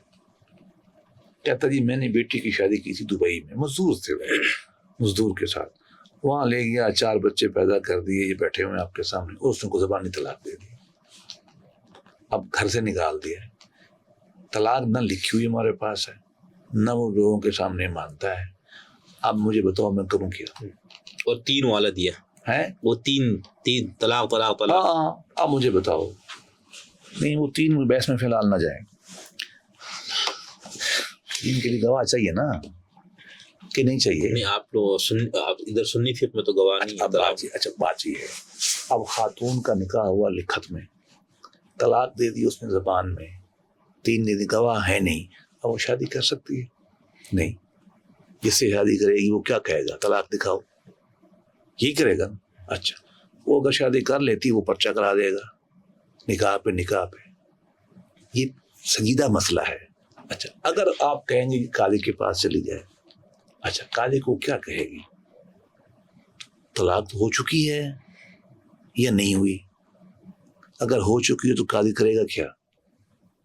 اگر نہیں ہوئی اس کا فیصلہ کرے گا نا قاضی، تو طلاق تو ہو چکی ہے. دیکھو یہ بڑے سنجیدہ مسائل ہیں. صحیح. ہاں، یہ روز ہم عدالتوں میں دیکھتے ہیں، عورتوں کو آپ نے ذلیل کر کے رکھا ہوا. اور ان موضوعات پہ بھی آپ سے بہت اہم دیکھیں اس کے حل ہے، ایسے نہیں ہے حل ہے. لیکن اگر آپ عورت کی ایک رحمت اللہ عالمین کے امتی کی حیثیت سے سوچیں گے نا تو اس کے حل مل جائیں گے آپ کو. صحیح. عورت کو آپ انسان سمجھیں گے نا، آپ کو حل مل جائیں گے. عورتیں ذلیل ہو گئی ہیں عدالتوں میں. اچھا، آپ اس کو کہتے ہیں خیال علوم لے لیں. عہد اعظم میں آپ کہتے ہیں 6 سال میں نکاح کر دیے، بالغ ہو کر خیال بلوغ کرے. مجھے یہ بتاؤ اس معاشی دباؤ میں، سماجی دباؤ میں کون خیال بلوغ کر سکتا ہے؟ کر سکتا ہے؟ اچھا کرے گا کیسے؟ کورٹ میں جا کے کرے گا، وکیل لوٹ لے گا اس کو، عزت سے کھیلے گا. ماں باپ سے، بھائی سے ہٹ کے جائے گی کیسے؟ واپس کدھر آئے گی؟ پارلیمان جائے گی، وہاں استحصال ہو جائے گا. یار آپ کو یہ مسائل سمجھ نہیں آتے ہمارے فقہا کو. وہ انسان نہیں ہے، ان کا کتنا استحصال ہو رہا ہے، جا کے دیکھو نا. یہ وہ تمام چیزیں ہیں جو تقاضا کرتی ہیں کہ فقہ کے اوپر ہم یہ بالکل نہیں کہہ رہے کہ طلاق اور نکاح کے اصول چھوڑ دیں. میں تو بالکل حامی ہوں ان سب کا. ان کو اطلاق کرو، ان پہ کیا کرو؟ اطلاق کرو. اس لیے اصلی تشکیل میں کہتا ہوں اس کا اطلاق کرو. حنفی ہو مجھے تو کوئی پرابلم نہیں ہے، بالکل ہونا چاہیے حنفی، بسم اللہ، مجھے کیا پرابلم ہے، شافعی ہے. لیکن امام کی آراء کو ان معاملے میں لگا کر وہ ہمیں بتائے کہ اب اس کا یہ حل ہے. بسم اللہ، مجھے کوئی دلچسپی نہیں ہے کہ وہ، مجھے دلچسپی ہے جو بھی اس کا عقیدہ ہے نا فقہ کا، اس کے مطابق ہمیں اس کا حل بتائے جو انسانی حل ہو بس. اور ہم اس سے یہ کہیں گے کہ بھائی تم، جو کہ میں تو سب کا حامی ہوں نا، میں تو تکثیریت کا حامی ہوں. میں کہوں گا بھائی تم فقہ، ہمارے پاس کوئی فتویٰ لینے لوگ آتے ہیں نا، فتویٰ مین رائے لیگل، میں سب سے پہلے سوال یہ کرتا ہوں میرے بھائی یہ بتاؤ تم کس فقہ کو ہنستا ہے؟ میں کہ نو، مسلم پرسنل لا فقہ سے بدلتا ہے، اور پاکستانی لا اس کو مانتا ہے، وہ ٹھیک مانتا ہے. پاکستان کے آئین کی 227 دفعہ میں لکھا ہوا ہے نا، حالانکہ حماقت سے لفظ سیکٹ لکھ دیا گیا ہے. ہمارا یہ سیکٹ نہیں ہے، مکاتب فکر ہے. کیا ہے؟ فقہ کے مکاتب فکر ہے نا. چلو غلطی سی ہو گئی، کسی زمانے میں ڈنڈے کے زور پہ کرایا گیا تھا نا یہ تبدیلی جو ہے. ہم ان سے یہی پوچھتے ہیں، پہلے لوگ کہتے ہیں کیوں، ہم کہتے ہیں بھائی آپ کی فقہ سے ہم آپ کو جواب دیں گے نا. پشیہ کہیے یا سنی کہیے. اچھا اب میرا ایک دوست ہے، اس کی بیٹی جو ہے وہ شادی کرنا چاہتی ہے عیسائی کے ساتھ، وہ شیعہ ہے. اب یہ عام بات ہے ویسٹ میں، جب وہاں رہ رہے ہیں نا تو یہ تو ہوگا.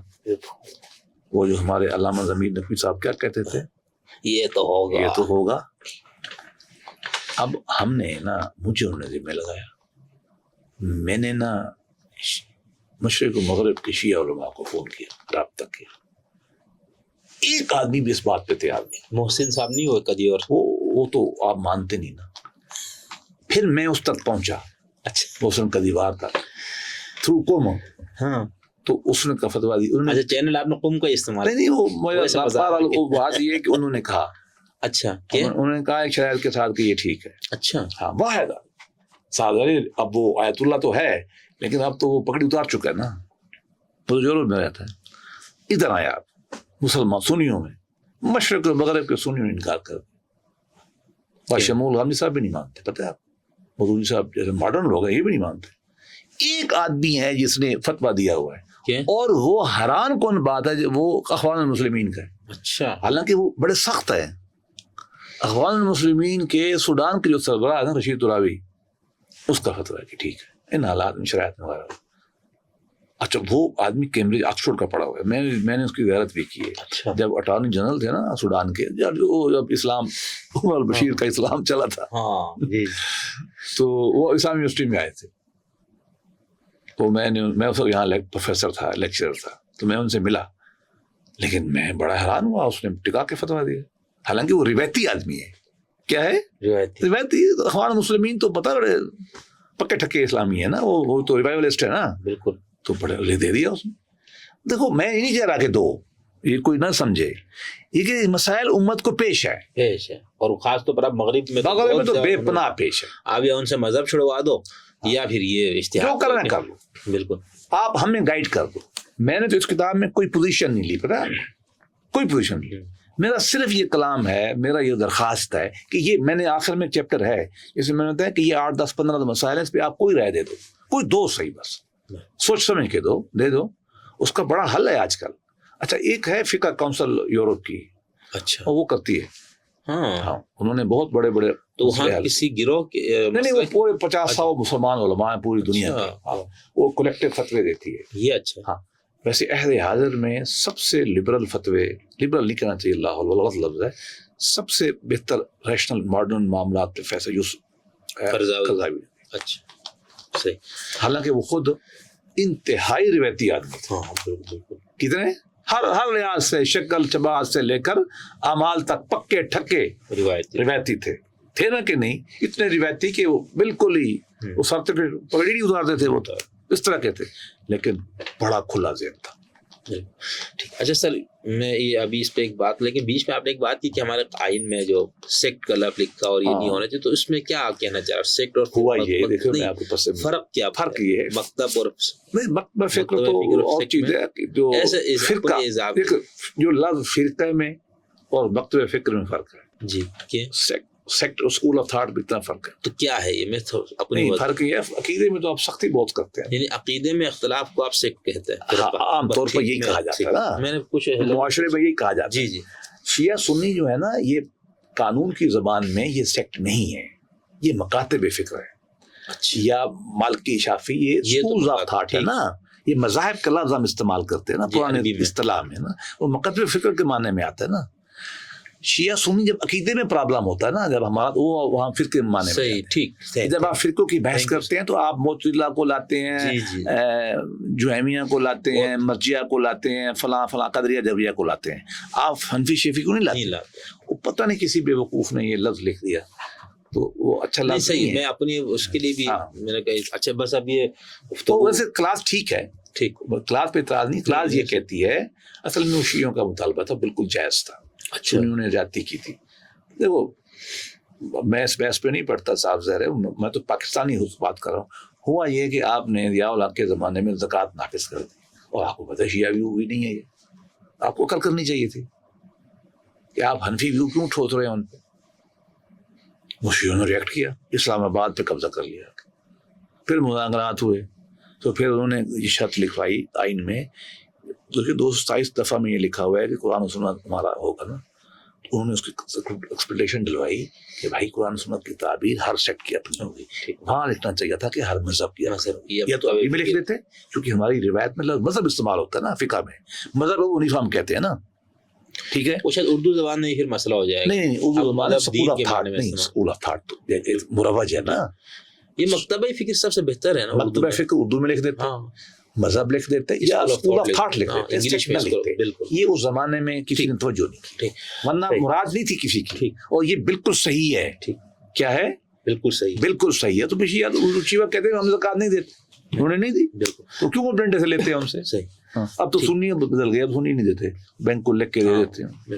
اچھا سر، اب اس کے اندر یہ ابھی آخر جو میرا سوال تھا کہ شیعہ میں اجتہاد، تو اس میں میرے خیال میں اس معاملے میں سنی ابھی بھی بہتر ہے. وہ کہتے وہ ہیں، آپ یہ فرما رہے ہیں، آپ کی بات سے یہ ہوا کہ، اور میں خود یہ سوچتا لیکن مجھے ہمت نہیں ہوتی، میں نے کہا اس طرح، لیکن آپ اتنے بڑے قانونی دماغ سے بات ہوئی کہ ہم یہ کہیں گے کہ وہاں پر بھی اجتہاد مطلق اس اپنے اصلی مفہوم میں نہیں ہے. ان میں تو سنی پھر بھی بہتر ہے، شاہ ولی اللہ ان کے ہاں آ گیا ہے. نہیں وہاں میں ایسی کو نہیں ہے، لیکن میں کہہ رہا ہوں سنیوں میں انہوں نے اصولی اخباری کا جھگڑا کیا، اور اصولی بہتر تھے سلسلے میں، میری رائے میں صاحب ذرے اصول پہ چل سکتے تھے. اخباری غلبہ ہو گیا، اخباری کیا اتحاد کریں. ٹھیک ہے. اچھا اب اس کے اندر فقہ کے اندر انہوں نے چھوٹے موٹے کیے ہیں. بالکل، جیسے میں نے آپ کو مثال دی اور میں متفق ہوں ان اتحادوں سے. ٹھیک، ایران نے اور بھی بہت کر دی ہیں. ایران کا جو نکاح کا قانون ہے نا وہ بہت بہتر ہے ہم سے، کبھی پھر بات کریں. مسلمانوں کو چاہیے ایرانی قانون پہ عمل کریں. دوسرا سر یہ ہے نا کہ اگر ہم انہوں نے سٹیجز بیان کیے ہیں نکاح کی. اچھا ادھر جگہ اگر ہم یہ دیکھیں نا کہ مجتہد مطلق کی ہم جو بات، یا آپ اجتہاد کلی کی بھی ہم دیکھیں، تو وہاں پر جس بندے نے یہ کہ اس کو بہت مسائل کا سامنا ہے. ابھی جیسے سید کمال حیدری کے نہیں، اور سب کوئی یہاں بھی نہیں ہے، وہاں کلام تصوف سب میں انہوں نے وہ کیا. وہاں اس لیے وہ پرابلم ہے کہ جو حکومت ان کے پاس ہے نا، یہاں حکومت کم ہے، یہاں ویسے ہے، شکر ہے رکھتے ہیں. اسی تو میں نے اسلام میراثی کونسل کو یہی خط لکھا ہے کہ فتویٰ اسٹیٹ کو اکٹھا نہ کرو، اس کا انجام بہت برا ہوتا ہے. صحیح، ٹھیک. تو اب میں اس کو تھوڑا سا سمیٹ رہا ہوں، سوالات تو کافی رہ رہے ہیں میرے خیال سے. یعنی آپ جس اتحاد کی بات کر رہے ہیں وہ یہ ہے کہ اصول اگر ہمارے پاس موجود تمام فقہی مکاتب کے ان کے جو ائمہ یا ان کے اصولین نے جو وضع کیے کہ ہم ان اصولوں کی روشنی میں وہ اہل حاضر تک آئیں، ٹھیک، براہ راست ہم نصوص سے استفادہ کر کے مسائل اخذ کریں، اپنی روایت کو عہد سے جوڑیں. جی. دوسری صورت میں یہی کہتا ہوں. جی. دوسرا یہ نہیں کہتا آپ کہ ہم اصول بھی نئے وضع کریں. نہیں، اصول ان کی تعبیر نہیں ہوگی، نہیں ضرورت ہے. پھر دیکھیے اس کی وجہ بتاؤں. علم میں جو تعبیر ہے نا یہ بدل چکا ہے. کیا ہے؟ کہ ایک متن آپ کے سامنے موجود ہے، اس کو پڑھنا کیسے ہے. یہ تو بہت بڑا انسان بہت آگے جا چکا ہے. اتنی موٹی کتابیں میرے پاس 20 ہیں. انٹرپریٹیشن آف اسٹیٹوٹ، یہ لفظ جو آ گیا ہے اس کو کیسے پڑھا جائے گا. یہ تو علم جیسے کہ اصول تفسیر آپ کہتے ہیں نا اس کو، اتنے سی. اب یہ اصول تفسیر جس کو آپ کہہ سکتے ہیں ماڈرن ٹرم میں، یہ اتنی کتابیں ہو گئی ہیں. وہ اصول انسانوں نے اپنے تجربے سے بنایا ہے نا. ٹھیک، اس کو آپ کو دیکھنا ہے. وہ کوئی نس سے نہیں ہے، قرآن و سنت نہیں، وہ پہلے بھی نہیں ہے، اصول تو نہیں ہے نا. تو یہ ہوا نا کہ آپ ہمارا کہ اگر وہ اصول آج بھی کرامت ہے ان کو سامنے رکھتے ہوئے اگر ہم نصوص سے براہ راست آج کے مسائل کا حل پیش کر سکتے فبھی ہمیں کیا ضرورت ہے. بالکل. لیکن اگر اصول ناکافی ہیں تو آپ فرمارے کہ آپ نئے اصول بھی وضع کر کے وہیں سے لے لیں. لیکن آپ کا اصرار ابن تیمیہ، علامہ اقبال اور ان لوگوں والے ہیں نا کہ ہم براہ راست قرآن و سنت سے اخذ کریں گے. وہ دونوں بھی ایک بات کہتے تھے، میں بھی کہتا ہوں. ہم یہ کہتے ہیں دیکھیں سورس آف لا ہے کیا، اس قانون کا ماخذ کیا ہے اسلام کا. قرآن ہے اور سنت ہے. قیاس اور اتحاد جو ہے نا جس کو آپ کہتے ہیں، یہ تو میرا اگلا سوال تھا. نہیں ضروری، یہ میتھڈالوجی ہے قرآن و حدیث سے مسائل نکالنے کی. یہ میں سمجھنا چاہ رہا یہ چلیے قانون بنانے کا ماخذ نہیں ہے. پھر ہمارے تمام اصولی کتابوں میں اس کو کیوں لکھ دیا گیا؟ وہ میرا خیال میں کیا غلط فہمی نہیں ہے، وہ سمجھنے میں مسئلہ ہے. کیا قیاس کوئی ایسی چیز کر سکتا ہے جو قرآن کے خلاف ہو؟ نو. اس کا مطلب یہ ہوا کہ وہ ماخذ قانون تو نہیں ہے، یہ طریقہ ہے. کیا ہے؟ طریقہ ہے قرآن و حدیث سے لینے میں. یہی ویو ہے شیعہ سنی کا. اجماع جو ہے وہ بھی وہیں سے ہی آئے گا نا. اتحاد، قیاس، استحسان، مسالے مسلح جو بھی ہے، یہ ٹیکنیکس ہیں. صحیح. ان کو استعمال کر کے آپ قرآن و سنت سے ہی لیں گے یا اور سے لیں گے، جو میرا ویو بھی ہے. تیسرا، اس کے اوپر آپ اپنی رائے بنائیں گے. آپ ان کو ماخذ قانون نہیں کہہ سکتے. یہ کیسے؟ اچھا، آپ نے کرنا کیا ہے؟ اب ہم یہ کہتے ہیں کہ آپ قرآن و سنت پہ تو جائیں، لیکن جو بھی آراء پچھلے 14 سال میں علماء کی آئی ہیں نا، ان کو بطور پریسیڈنٹ لیں. کیا لیں؟ میں تو اپنی روایت کا حامی ہوں اور تمام روایت کو شاندار روایت سمجھتا ہوں، خامیاں بھی نکالتا ہوں. اس احناف سے میں کیا کہوں گا؟ فرض کیا نکاح طلاق کے مسئلے، ان سے کہیں قرآن کو پھر دیکھ لو. عہد حاضر کی مسائل کی روشنی میں جو میں نے آپ کو بیان کیا اور بیان کر سکتا ہوں.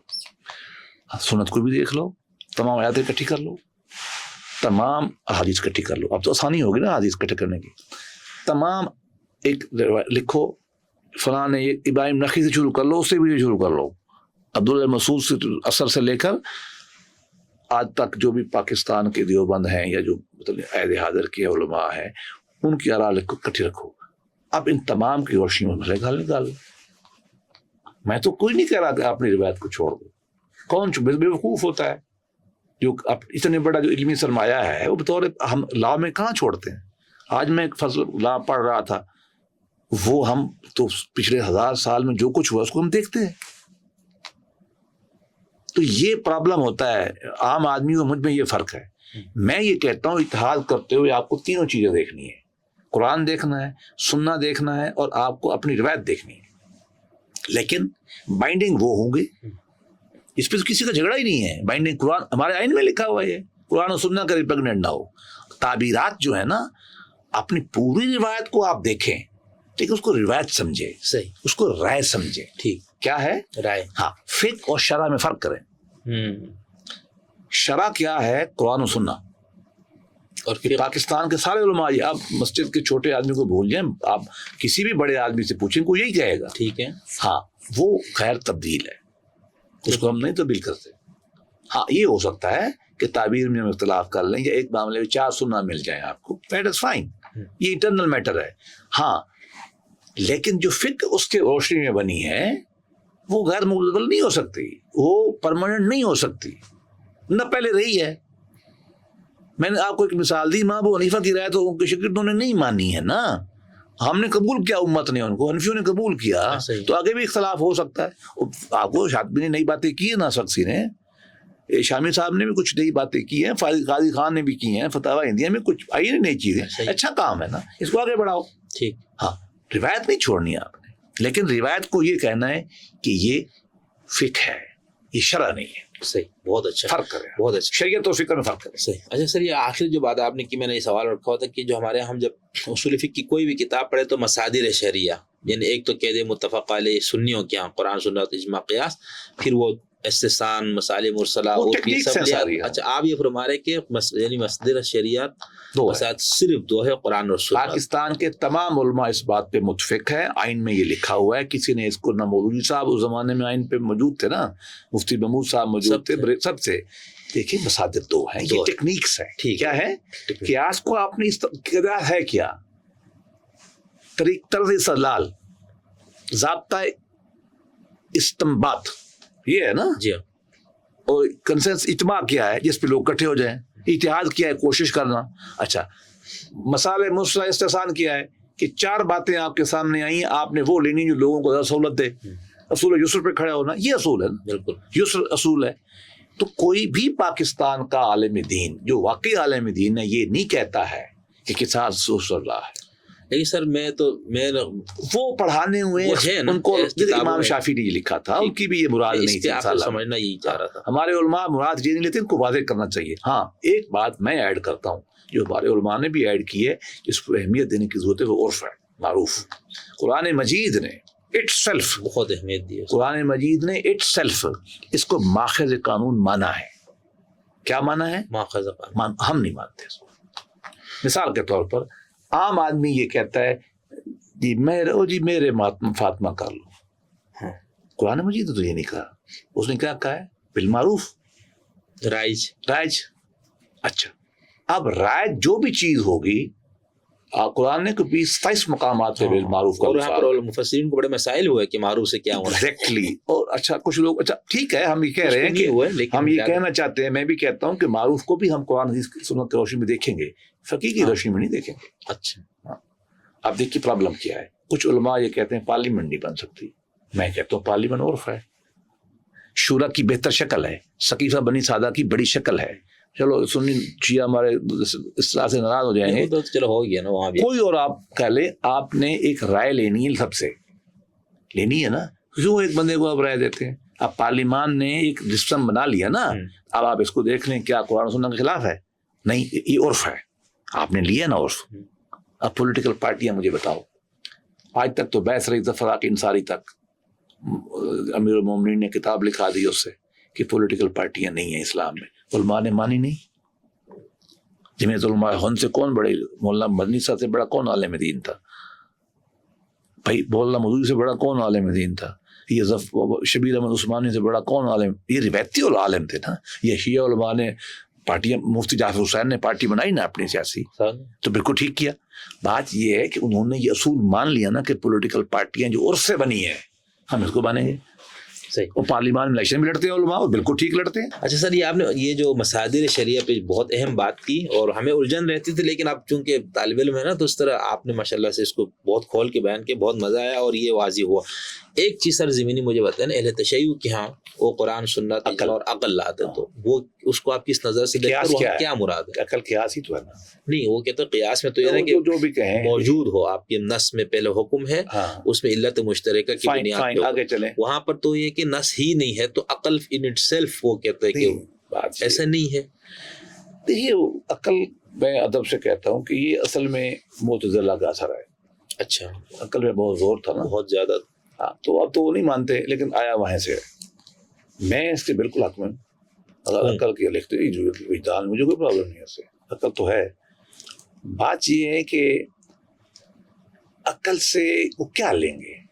میں ذرا سرجن ہوتا ہے نا، سرجن قانون دان اور سرجن میں یہ ہوتا ہے کہ وہ بہت پریسائز ہوتے ہیں، جنرل باتیں نہیں کرتے علماء کی طرح یا کلام کی طرح. عقل سے کیا وہ ایسی چیز لے سکتے ہیں جو قرآن کے نص کے خلاف ہو؟ نہیں لے سکتے. پھر اگر قرآن اور سنت نہیں ہے تو عقل سے لیں گے. قیاس بھی تو یہی ہے. وہاں پر یہ ہے کہ نص میں کوئی حکم ہے، اس میں مشترکہ علت ڈھونڈیں گے. نہیں علت ڈھونڈیں گے تو عقل بھی علت ہی ڈھونڈے گی نا. لاجیکل ریزننگ جو ہے نا، انالوجی جسے ہم کہتے ہیں، وہ عقل ہی ہوتی ہے نا. صحیح. یہ سیمینٹکس میری ذاتی رائے میں باہر سے دیکھوں نا کوئی فرق نہیں. اچھا. ہاں عقل انڈیپینڈنٹ سورس آف نالج ہے، لیکن آپ نے شرع میں ایمان میں اصول بنا دیا ہے. صحیح. کہ ہم اس کے گرد قرآن حدیث کو کھڑا کریں گے. ٹھیک. عقل ایک ذریعہ ہے چیزوں کو ڈھونڈنے کا. عقل اسلامی فلسفے میں علم کا انڈیپینڈنٹ سورس، تابع سورس ہے. اچھا. انڈیپینڈنٹ سورس ہے، لیکن وہ تابع ہے کس کے؟ اس کو لفظ استعمال کیا ہے قرآن ہمارے لا میں، وہ بہت اچھا کیا ہے. ریپگننٹ ٹو قرآن و سننا نہیں ہونا چاہیے. اچھا ایک یہ ہے کہ قرآن و سنت کے مطابق ہونا چاہیے عقل، یہ قانون. ایک ہے کہ نہیں قرآن و سنت کے مخالف، یہ راستہ کھول رہا ہے. بہت بڑا راستہ. شیعہ بھی اسی سینس میں لیتے ہیں کہ ہم عقل کو استعمال کریں گے، لیکن عقل کو جو بھی استعمال کریں گے وہی اجتہاد ہوگا، وہی قیاس ہی، اس کا رزلٹ قیاس ہی ہوگا. عقل کو کس طرح استعمال کریں گے؟ دلیل سے کریں گے نا. ٹھیک ہے. اچھا دلیل عین ممکن ہے کہ کہیں سے اشارہ ملتا ہو، کہاں سے؟ نص سے اشارہ ملتا ہو، عقل لگائیں گے نا. قیاس بھی یہی ہوتا ہے عملہ. مجھے آپ بتائیے، جو چیز ریڈیو اسپیکر ہے، لاؤڈ اسپیکر، قرآن میں ہے نہیں، حدیث میں ہے نہیں، تو قیاس سے آپ نے اس کو حرام حلال کیا نا. اچھا قیاس آپ نے کوشش کیا کہ ڈھونڈو اس کو، نص میں تو ملا نہیں ہے. اب مجھے بتائیے اگر آپ یہ کہیں گے کہ قیاس کے لیے نص کا ہونا ضروری ہے، بنیاد کا ہونا ضروری ہوگا، تو پھر آپ اس فکر فتویٰ تو نہ دے سکتے. آپ نے عقل استعمال کیا ہے. وہ جو جرنل اصول آپ کے پاس تھے نا، عقل سے اس پہ آپ نے لگایا ہے. یہ عقل سے ہی کچھ کرتے ہیں.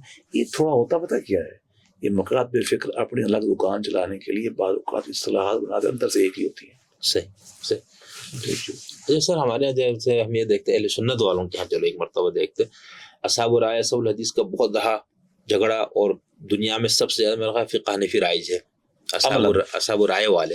لیکن یہ بات میں کیا ہوا کہ اے بھی اصحاب الحدیث کے بس وہ یہی فرق ہے جو فقہ اور شرع میں ہوتا ہے، بعد میں وہ جڑ جاتے ہیں. انسان عام طور پر اصل میں پرابلم اور بھی ہوا نا، یہ پرابلم سب سے بڑا آپ کو پیدا ہوا ہے منگولوں سے.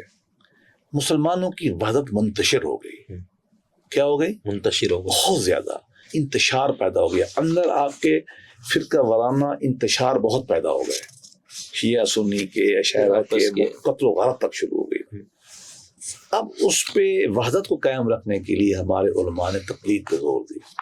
بالکل ٹھیک تھا. اور ویسے بھی تقلید کے میں بالکل خلاف نہیں ہوں. آپ انسانی فطرت ہے کہ آپ کو گائیڈ چاہیے، اور ہر آدمی ایک گائیڈ پہ متفق نہیں ہو سکتا. اور زیادہ ٹھیک ہے، پرابلم یہ ہے کہ آپ ڈنڈا لے کے کھڑے ہو جاتے ہیں، سب تن سے جدا وہ پھر غلط. لہٰذا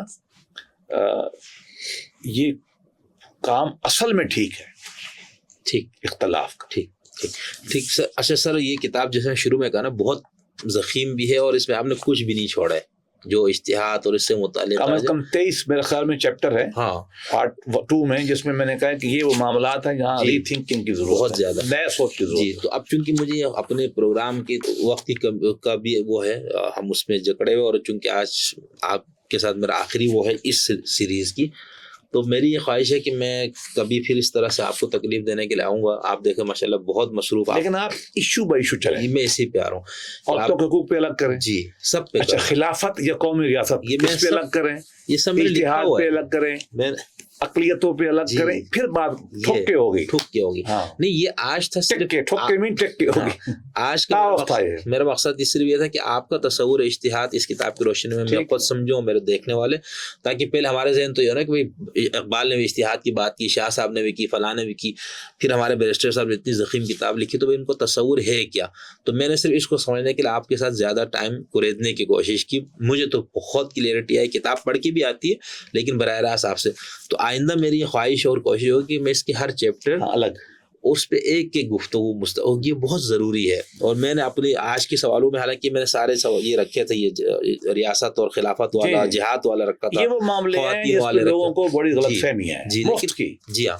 تو میں صرف اس لیے آج صرف یہ کہ کیا کہنا چاہیے، ہم آپ کے اشتہاد مطلق کا جو پورا کانسیپٹ تھا یا اشتہاد کلی کا، اس کا ہم تصور لے لیں. تو انشاءاللہ میں آئندہ، آپ بہت مصروف ہے سر، مجھے پتہ ہے، ماشاءاللہ سے کتابوں پہ آپ کام کر رہے ہیں. آپ عدالت، ابھی آپ دیکھیں ہائی کورٹ میں تھے یا سپریم کورٹ سے آئے؟ جی کورٹ سے آئے، اور کورٹ اسی کورٹ میں ہی تشریف لائے. تو آپ کی بہت مصروف زندگی ہے. آخر میں ایک پرسنل سوال پوچھتا ہوں. آپ کو میں کئی دنوں سے میں آپ کے ساتھ ہوں، تو بہت آپ کی زندگی جو ہے نا ماشاءاللہ سے، یعنی جب ہر وقت کام اور نیند کی بھی آپ کو کمی وغیرہ نظر آ رہی. صحت کا راز کیا ہے؟ پھر آپ کو ڈپریشن میں نہیں نظر آتا ہے، کوئی ذہنی پریشانی؟ اس کے لیے کوئی نسخہ ہے تو ہمیں یہ بتائیں. کبھی پریشان نہیں ہوتے. اچھا کیوں؟ آپ پہلے پروگرام کی لا تعصوا علی ما فاتکم لا تقروا علی ما آتاکم. ہم راضی برضا رہتے ہیں. ہم تو کہنا نہیں چاہیے اللہ نے مجھے کبھی تکلیف نہیں دی، بچپن میں زیادہ دی ہیں. ہم تو کہتے ہیں جو محبوب سے مشکل بھی آئے وہ بھی تحفہ ہی ہے اس کا، اس کو بھی انجوائے کرو. واہ. اور اگر ایک دن ایک بندہ تھا، نوجوان تھا، سر میں درد تھا، پٹی باندھ کے بی بی رابعہ کے پاس گیا. تو کہیں بی بی بڑا درد ہے یہ. تو اس نے کہا کب ہوا ہے زندگی میں؟ کہتے پہلی دفعہ. تو اس نے کہا کتنی عمر ہے؟ کہتے 23 سال. کہتے 23 سال میں خدا نے صحت دی، تمہیں اس کا ذکر تو نہیں کیا. آج تھوڑا درد ہوا، پٹی باندھ کے پھرتے ہو. آج ہم نے تو یہ راز سیکھ لیا علماء صوفیاء کے صحبت سے. اللہ کی راضی پہ راضی ہیں. اللہ سے ہر وقت میں مقام شکر میں رہتا ہوں. احمد جاوید صاحب میرے بارے میں یہ کہتے ہیں، میں ہر وقت خدا کے شکر میں رہتا ہوں. جو شکر میں رہے گا وہ پریشان کیوں ہوگا؟ باقی ہے کہ پریشانیاں آتی ہیں، صادر انبیاء کو بھی آتی ہیں، دعا کر لیتے ہیں، اللہ میں چھوڑ دیتے ہیں. دعا میں بہت کرتا ہوں، میرا مطلب ہے اللہ نے مجھے توفیق دی تو ذکر بہت کرتا ہوں. ذکر آپ کو افلوٹ رکھتا ہے، ایسے اچھا گرنا نہیں کرتا. ہر وقت خدا کے ساتھ تعلق رکھنا چاہیے. وہ کہتے ہیں نا دست بکار دل بیار، دل اتھے لائی رکھو تو کام کر دے رہا ہو. صوفیاء کے یہاں جو کہتے ہیں نا ہم کہ جو دم غافل سو دم کافر، میں اس پہ یقین کرتا ہوں، عمل کرتا ہوں. ایک تو آپ کو محفوظ رکھتا ہے چونکہ اللہ بذکر اللہ تطمئن القلوب، وہ ایک. دوسری بات ہے رضا. پھر یہ ہے کہ مجھے بہت خوشی ہے، میری والدہ حیات ہے، 100 سال کی عمر ہونے والی ہے، ان کی خدمت کرتے ہیں، ان کی دعائیں ہیں، والدین کی دعائیں ہیں، علماء کی دعائیں ہیں. میں بڑا ایک مطمئن اور خوش رہنے. آپ مجھے ہر وقت ہنستا دیکھیں، ہاں بالکل یہ میں ہر وقت ہنستا دیکھیں گے، اللہ کا کرم ہے. کیونکہ آپ جب شکر پہ رہتے ہیں نا پھر آپ ہنستے رہتے ہیں. بہت شکر بھی ہمارا ہے. شقیق بلخی نے کسی سے کہا نا کہ شکر کیا ہے، تو ہم نے کہا یار یہ ہے کہ جب کوئی چیز آ جائے، یہ سننا ذرا بڑی خطرناک بات کرنے لگا ہوں کہ جب کوئی چیز آ جائے تو شکر کر دیا، نہیں میں نے تو صبر کر لیا. انہوں نے فرمایا تو ہمارے کتے بھی یہی کرتے ہیں. اوئے ہوئے ہوئے. جب روٹی دے دیں تو وہ خوش ہوتے ہیں، جب نہ دے تو چپ کر کے بیٹھ جاتے ہیں. اور میں نے بتایا نا صوفی بڑے خطرناک لوگ ہوتے ہیں ہمارے نفسیات. تمہارے یہاں شکر کیا ہوتا ہے؟ اس نے کہا ہمارے یہاں یہ ہوتا ہے جو آیا دے دیا، جو نہیں آیا تو شکر کیا. تو مولا تیری مہربانی. بات یہ کہ آپ اگر اپنی سوچ ٹھیک کر لینا، بہت خوب. صحت کا تعلق سوچ کے ساتھ ہے. باقی کھانا کم کھائیں، ایکٹیو رہیں، مثبت سوچیں. صحیح. نہیں بہت اچھا ہے. یہ میں نے کہا کہ چلو آج اجتہاد یا فقہ پہ بات ہوئی تو میں نے کہا آخر میں یہ میرے کوئی منصوبہ نہیں تھا، لیکن بات تصوف پہ بھی آ گئی. تو من جمع بینہما فقط تحقق، اس پہ ہم اپنی گفتگو ختم کرتے ہیں. میں آئندہ انشاءاللہ بیشتر صاحب سے دوبارہ ان کو زحمت دوں گا. خاص طور پر اس کتاب پہ میری خواہش ہے کہ اس کے ہر چیپٹر اور اس کے اندر کچھ بہت جو جدید مسائل اور جس سے بہت پریشانیاں الجھنیں لوگوں کو نظر آتی ہیں ان پہ میں بیشتر صاحب سے، کیونکہ سر کی سب میں اس پہ ایک فکر ضرور کرنا چاہتا ہوں سمجھانے کے لیے. یہ کہتے ہیں اسلامی خلافت بنائیں گے. تاریخ انسانی میں سیدنا عثمان کے بعد تو ایک خلافت ہے ہی نہیں. جو کام 1400 سال میں نہیں ہو سکا، صحابہ کرام کے زمانے میں ہمارا اختلاف ہو گیا نا، فتنہ والی سے آپ کہتے ہیں. اور ہمارے ساتھ بزرگ ہیں، میں کسی پہ رس نہیں دے رہا. پھر تاریخ میں ایک ہی وقت میں ہماری 5 خلافتیں رہی ہیں. یا عثمانیہ تھے، یا مغل تھے، یا ہمارے وہ عباسی تھے، کیا نام تھے جو ایران میں صفوی تھے، وہاں ہمارے ممالک تھے. میں نے پوری لسٹ کی ہے. جو کام آپ 1400 سال میں نہیں کر پیغمبر کے 25 سال بعد جو نہیں کر سکے، آپ لوگوں کو کیوں گمراہ کرتے ہیں؟ بالکل نہیں. یہ اس میں سے ہر موضوع ایسے ہے نا جس پہ ہم آپ نیشن اسٹیٹ کو مانے، تعلقات اچھے رکھیں. بالکل. آپ نے ایسے آئیڈیل کے پیچھے لوگوں کو لگایا ہوا ہے جو ہے ہی نہیں. بالکل. نوجوانوں کو آپ گمراہ کرتے ہیں، قتل کراتے ہیں. ان کو کتنے بندے مروانے ہیں آپ نے؟ اور کتنے؟ وہ میں نے لکھا ہے نا اس پہ کہ شیکسپیئر کا میں نے کوٹ کیا ہے قول. وہ کہتا ہے کہ خدا ایسے ہمیں مارتے ہیں جیسے بچے جو ہیں نا وہ مارتے ہیں مکھیوں کو.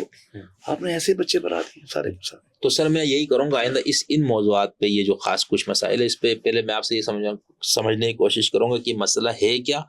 پھر میں آپ سے یہ سمجھنے کی کوشش کروں گا جو ہمارے پاس فقہی پوری روایت ہے وہ کیا ہے، اور پھر اگر ان میں ایسا نہیں ہے تو پھر آپ کے بنائے ہوئے اصول کے مطابق اس کو اپلائی کر کے آپ کیسے ہمیں قرآن و سنت سے اس مسئلے کا حل دیتے ہیں انشاءاللہ. تھینک یو سر، بہت شکریہ. بہت زیادہ میں آپ کا شکریہ کہ میرے پاس الفاظ نہیں ہے اور میری وجہ سے آپ کو کافی زحمتیں بھی ہوئی. شکر ہے آپ تشریف لائے، ہم آپ کے مشکور ہیں. تھینک یو سر، بہت شکریہ. بہت مصروفیت میں آپ نے مجھے ٹائم دیا اور یہ میرے لیے بہت زیادہ سعادت اور خوشی کی بات ہے. تو انشاءاللہ پھر ہم دوبارہ بیسٹر صاحب کے ساتھ کچھ خاص اسی کتاب کی کچھ موضوعات کے ساتھ ہم دوبارہ حاضر ہوتے. Thank you.